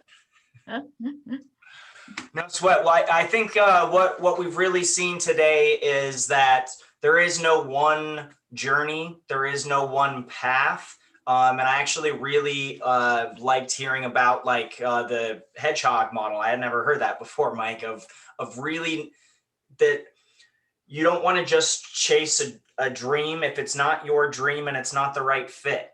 So you got to really do some self-reflection of what am I good at, and what can I do to give back to the community and to make this industry better and improve. And if you go into it with that kind of energy, you're going to meet the right people, you're going to find the right niche, and find what is going to allow you to have a successful career in cannabis and enjoy what you're doing. Because you are going to be investing the next 20,000 hours. I would have to look back at what I've invested over the last 12 years since we've been doing this, but I'm sure it's right up there, and I love it, and I love every day, and I wake up excited to be involved in this industry and see how it's changing, what I can do. So it's pretty amazing to hear those stories. Mike, yeah. Yeah, some throw in there too, because I didn't really get the context of the hedgehog concept story, right? It's that the hedgehog in the ecosystem, you look at the hedgehog, you're like, oh, okay, whatever. It's just this little tiny little creature, right?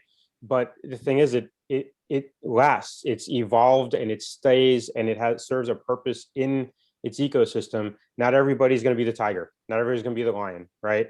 And the other thing the hedgehog does really well is it knows and sticks to what it does really well. It doesn't try to be the hedgehog and the rabbit and the goat and everything else, right? So I think that it's really important to focus in on that one singular thing, get really good and tight at that.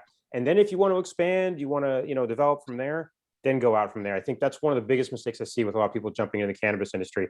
You know, you're getting high together and you're like, wow, like we got a million ideas. And that's mistakes we made like early on. Like we just thought we were going to do like, you know, 10 million different types of ideas and they were all going to come true. And you know, we didn't hedgehog ourselves enough. And once we started hedgehogging in the last couple of years, that's when we really started to get the traction and be more successful. So yeah. I don't even know what a hedgehog is, so I'll send you a little picture. You don't remember Sonic, dude? You remember Sonic? Come on. Sonic. no, turtles, rabbits, horses. I'm a simple man. All right, turtle concept. There you go. It's a turtle concept for you. I love it. Because I first heard that concept when I read the book Good to Great. So when he said it, I was like, yeah, so that's one of my favorites. I appreciate it. Peacefulness comes when you understand the natures of the animal around you. So, including the human animal. Well, Dr. Humble, I wanted to give you an opportunity if you're still here with us. I know you said that you had a few questions. We got just a few minutes before we're going to get into our wrap. So I figured I would open the floor for you. Yeah, it's just a really simple and a short question. And it's because we have folks that have experience in a lot of different states. Is, you know, in Arizona, our state health department's about to start putting together the administrative code or the rules for the social equity program. And my question is just this: is there a state that you know of that's already got what you think is a social equity program that meets the intent of what these social equity licenses are supposed to be all about? And because what I used to coach my former team at DHS all the time, and they're still there, is that plagiarism is a virtue, not a vice in state government. If you can find a state that has already built something that is working, or a piece of the social equity rules that's working, block copying and pasting is a great idea. And so I just don't want to let you guys go without opining on if you've got a model.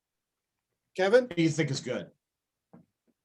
So New York hasn't proven anything yet, so we'll wait for that. But what I've seen, taking a look at Michigan's social equity program, is that they're doing some wraparound services. So not only in the sense of social equity licenses at a certain limit, they're providing also funding to actual start your actual license. They're actually providing networking ability to be able to move with fundraising, which is gonna be another, you know, and again, I always kind of, you know, I know what Sarah does. That's a very difficult thing to do. That is not easy, you know, and as she gets attested the decade of doing that work and where she is now, that it is a certain skill set to do that.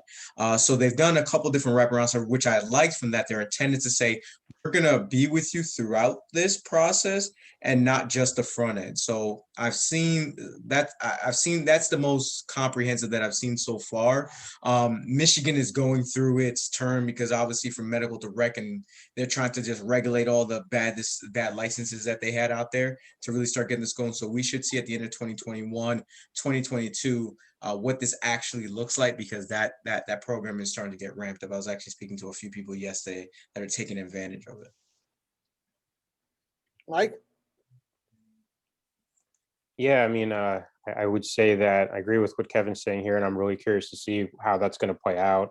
To answer the question, you know, I don't know that I've seen anything that really is exemplary. I think that, you know, some programs, like you're starting to see some success in Oakland, for example, now. But I mean, that went through so much hell to get to that point. And so I'm not sure what yet we're going to learn or not pull from that for other states. And that's also just a municipality. You know, I would throw out that, you know, Oklahoma has no social equity program.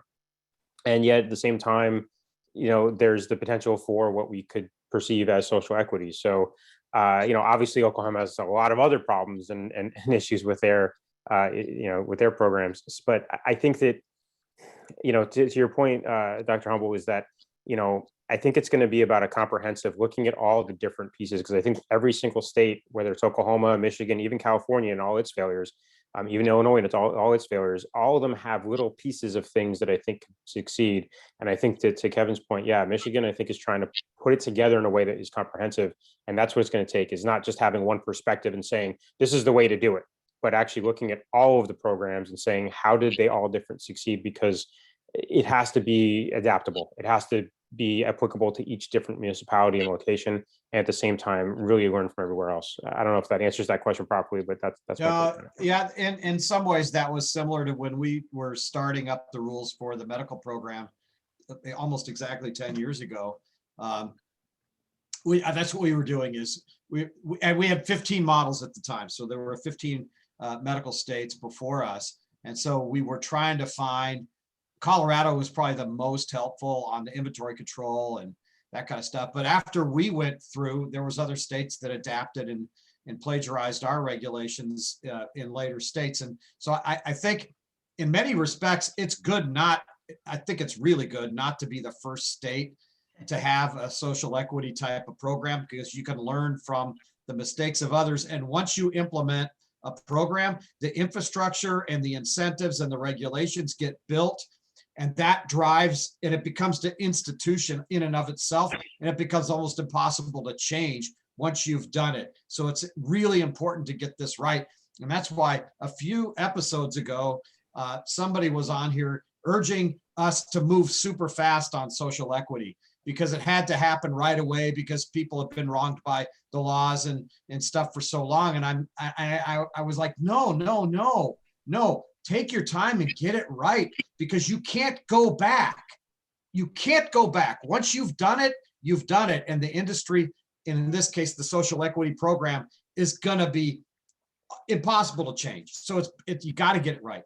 And I just want to add to that is that, or piggyback on what you're saying, is that I say a lot, we need to go slower in cannabis in general.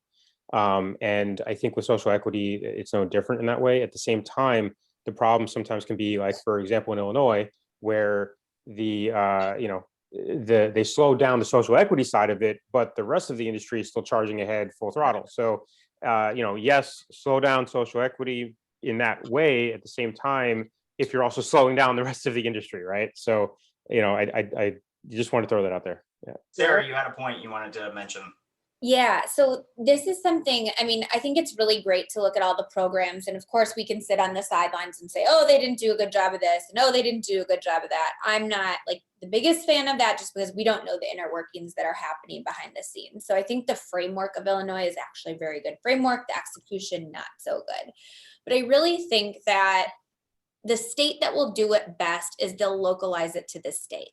And they'll actually look at the different communities, and they'll look at the actual state's programs, and they'll really make whatever this program is very specific to the state, since we have very different problems than New York has, and so on and so forth. And so, I mean, I think if there's a way to really like study the landscape of the individual state to see what it needs, I think that's going to be, the recipe for the greatest amount of success.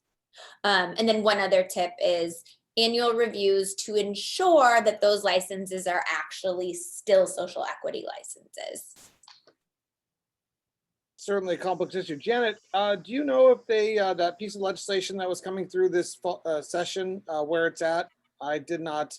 There was a social equity. I have not seen anything more on it. Yeah. Oh, no, that bill's done. Yeah, that bill's finished. Done. Dead. They were trying to change it, but I was trying to get them to add more additional social equity licenses, like 10 more at least. It would be nice if they did, so that there's more opportunity.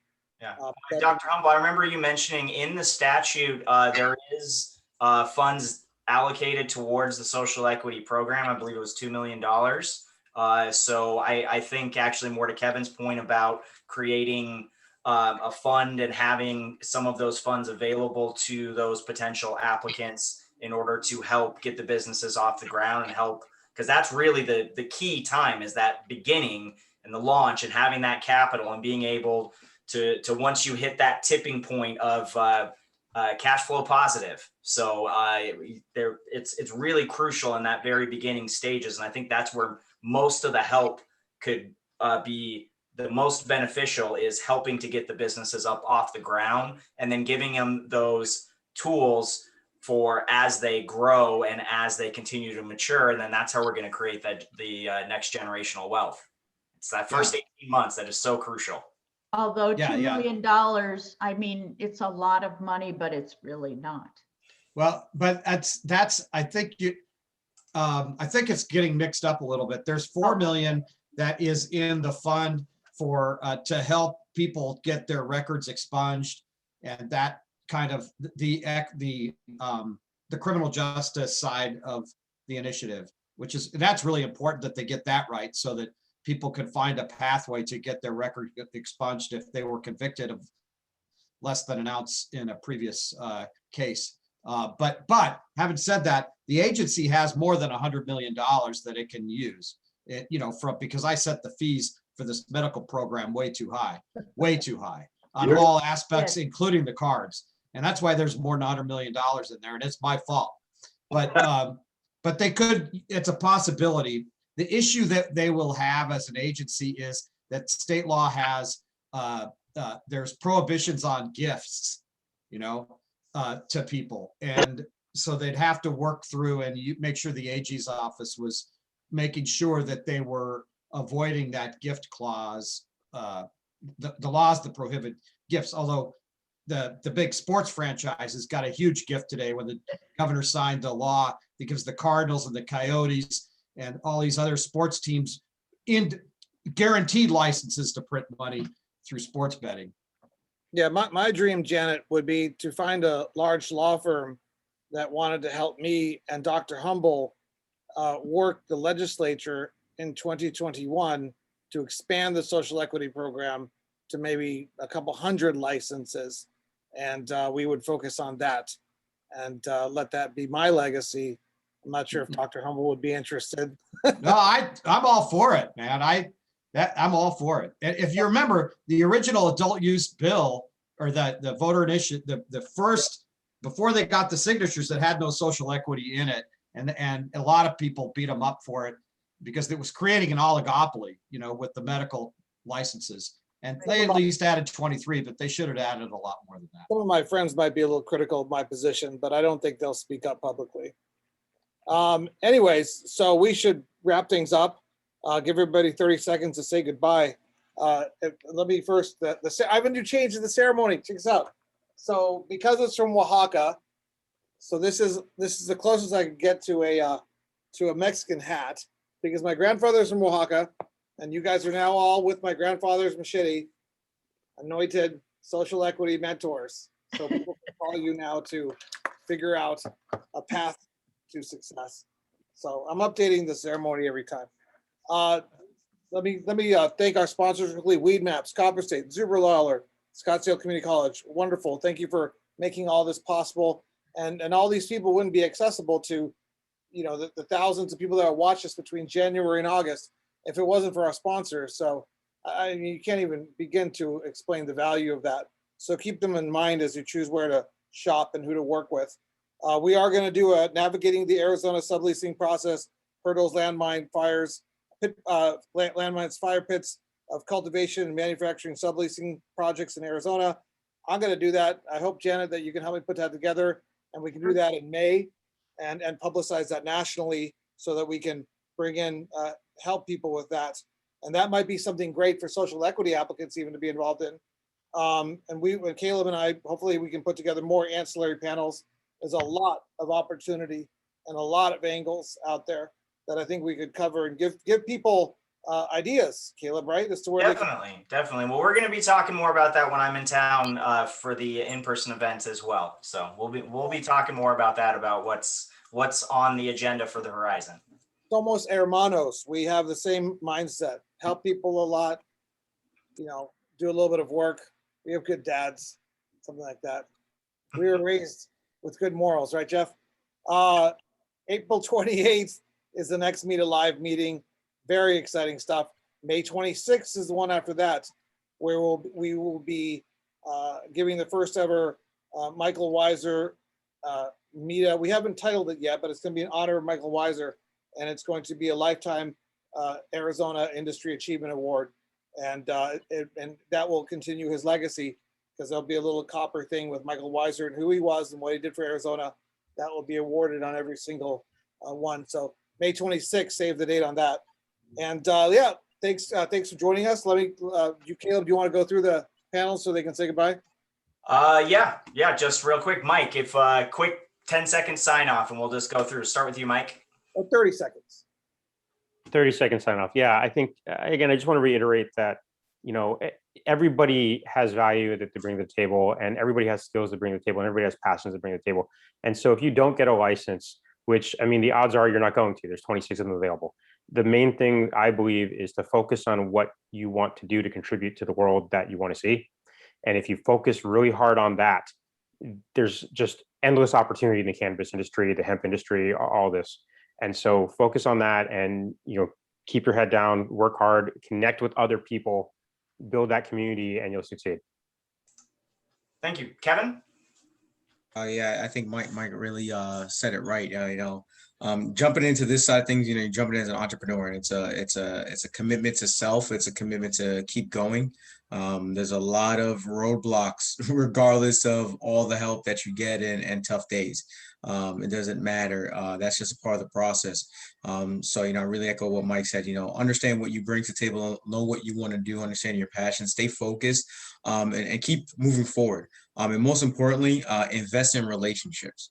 Making sure that you continue to network and meet people. You just never know when you could take advantage of the opportunity from the relationships that you build through the journey. So enjoy the journey, build strong relationships, and continue to invest in your self-development to continue to be a better entrepreneur, business person, and just overall.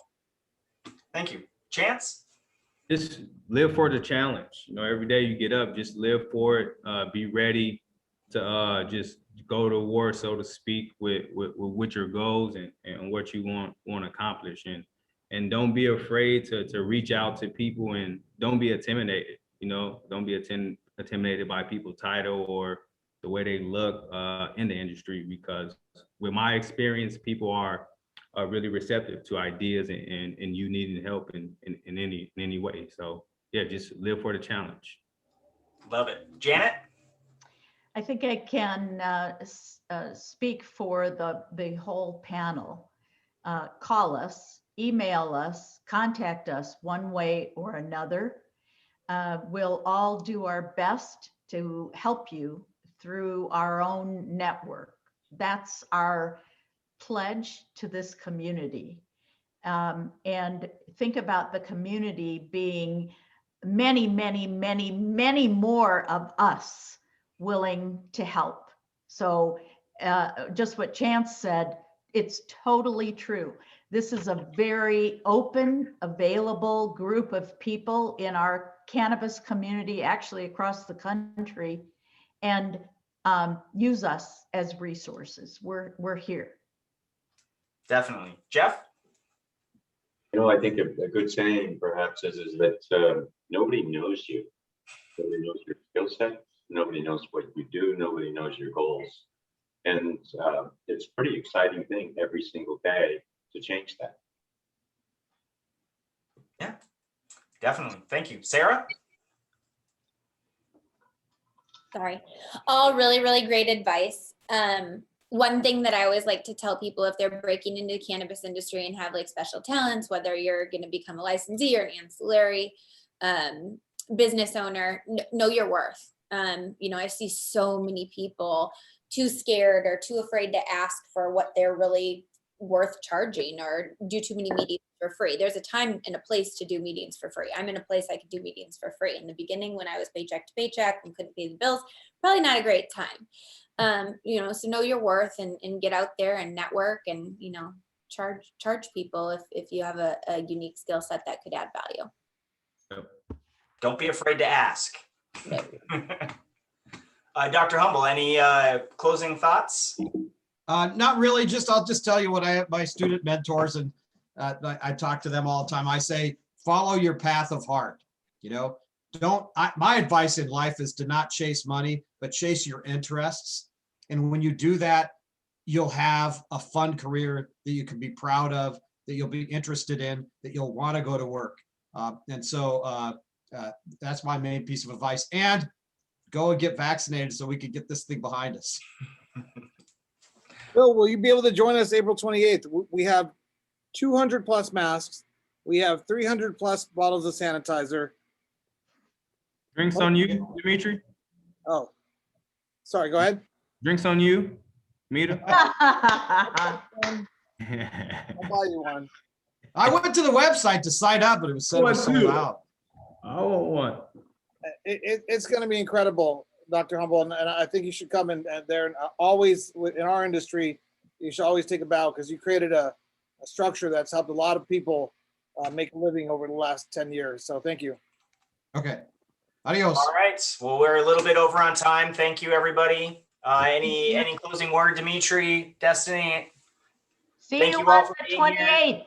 We'll Thanks, see you all Caleb. on the 28th. Happy 420. Be safe, everybody. And thank you, panelists. Thank you for all of your time. Thank you, Caleb. Great job, man. Appreciate you. Thank Thank you. you, everybody. Thursday, 3 p.m. every Thursday. We signed up to our email list. Oh, you forgot Kev. Oh, did Kevin do some closing? Yeah, he did. Yeah, he did. Yeah. All right. See you, everybody. Bye, Destiny.